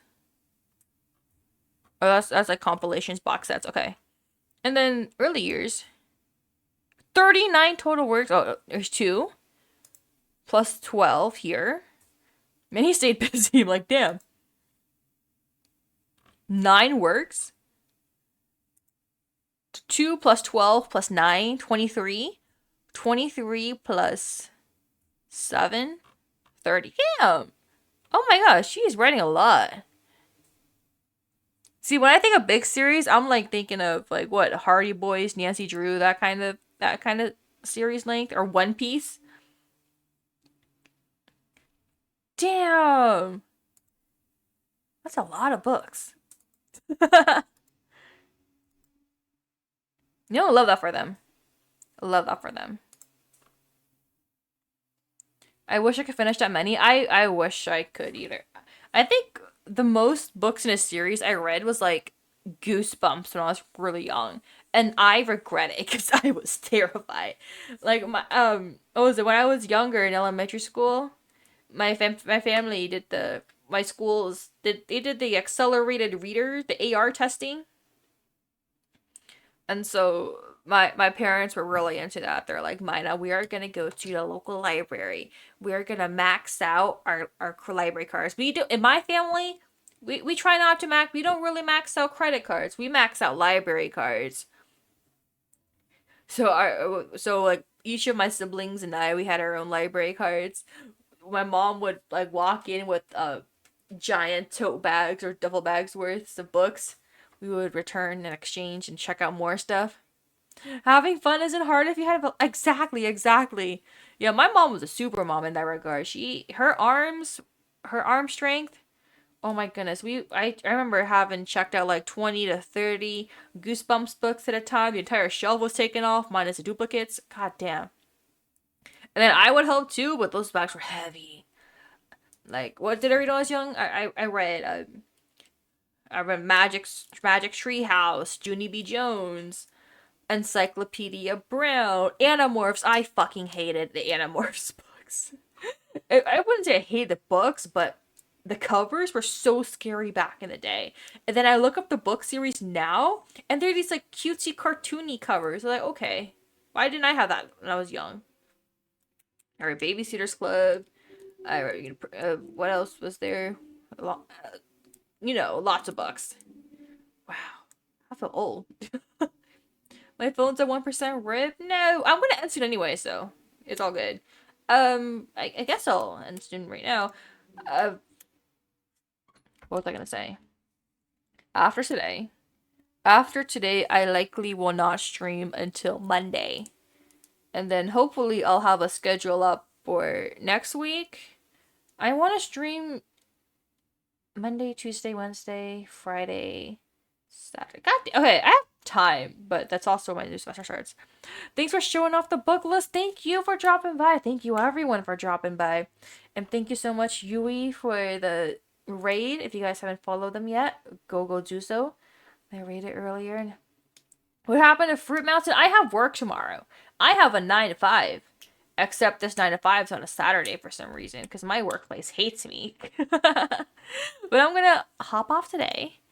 I wish I could stream longer, but we're gonna be chill today, okay? Just know you got to amplify. It's a spark from you and I. Okay, we're gonna go ahead and raid Chele, who was playing Woowa. I need to get back into Woowa, so we're gonna raid them and we'll see how far ahead they are and learn from the game. We are going to someone else's chat, so please be respectful of their chat rules. Feel free to comment Mina raid or Mina says Hina or just hello or just lurk. It's all good. Thank you guys so much for dropping by today. It really means a lot that you guys were listening to me yap, even after I didn't stream for at least a week. But I'll try to go back live on Monday, and we're gonna vibe and have so much fun. Good night, Mina. Good night to you too.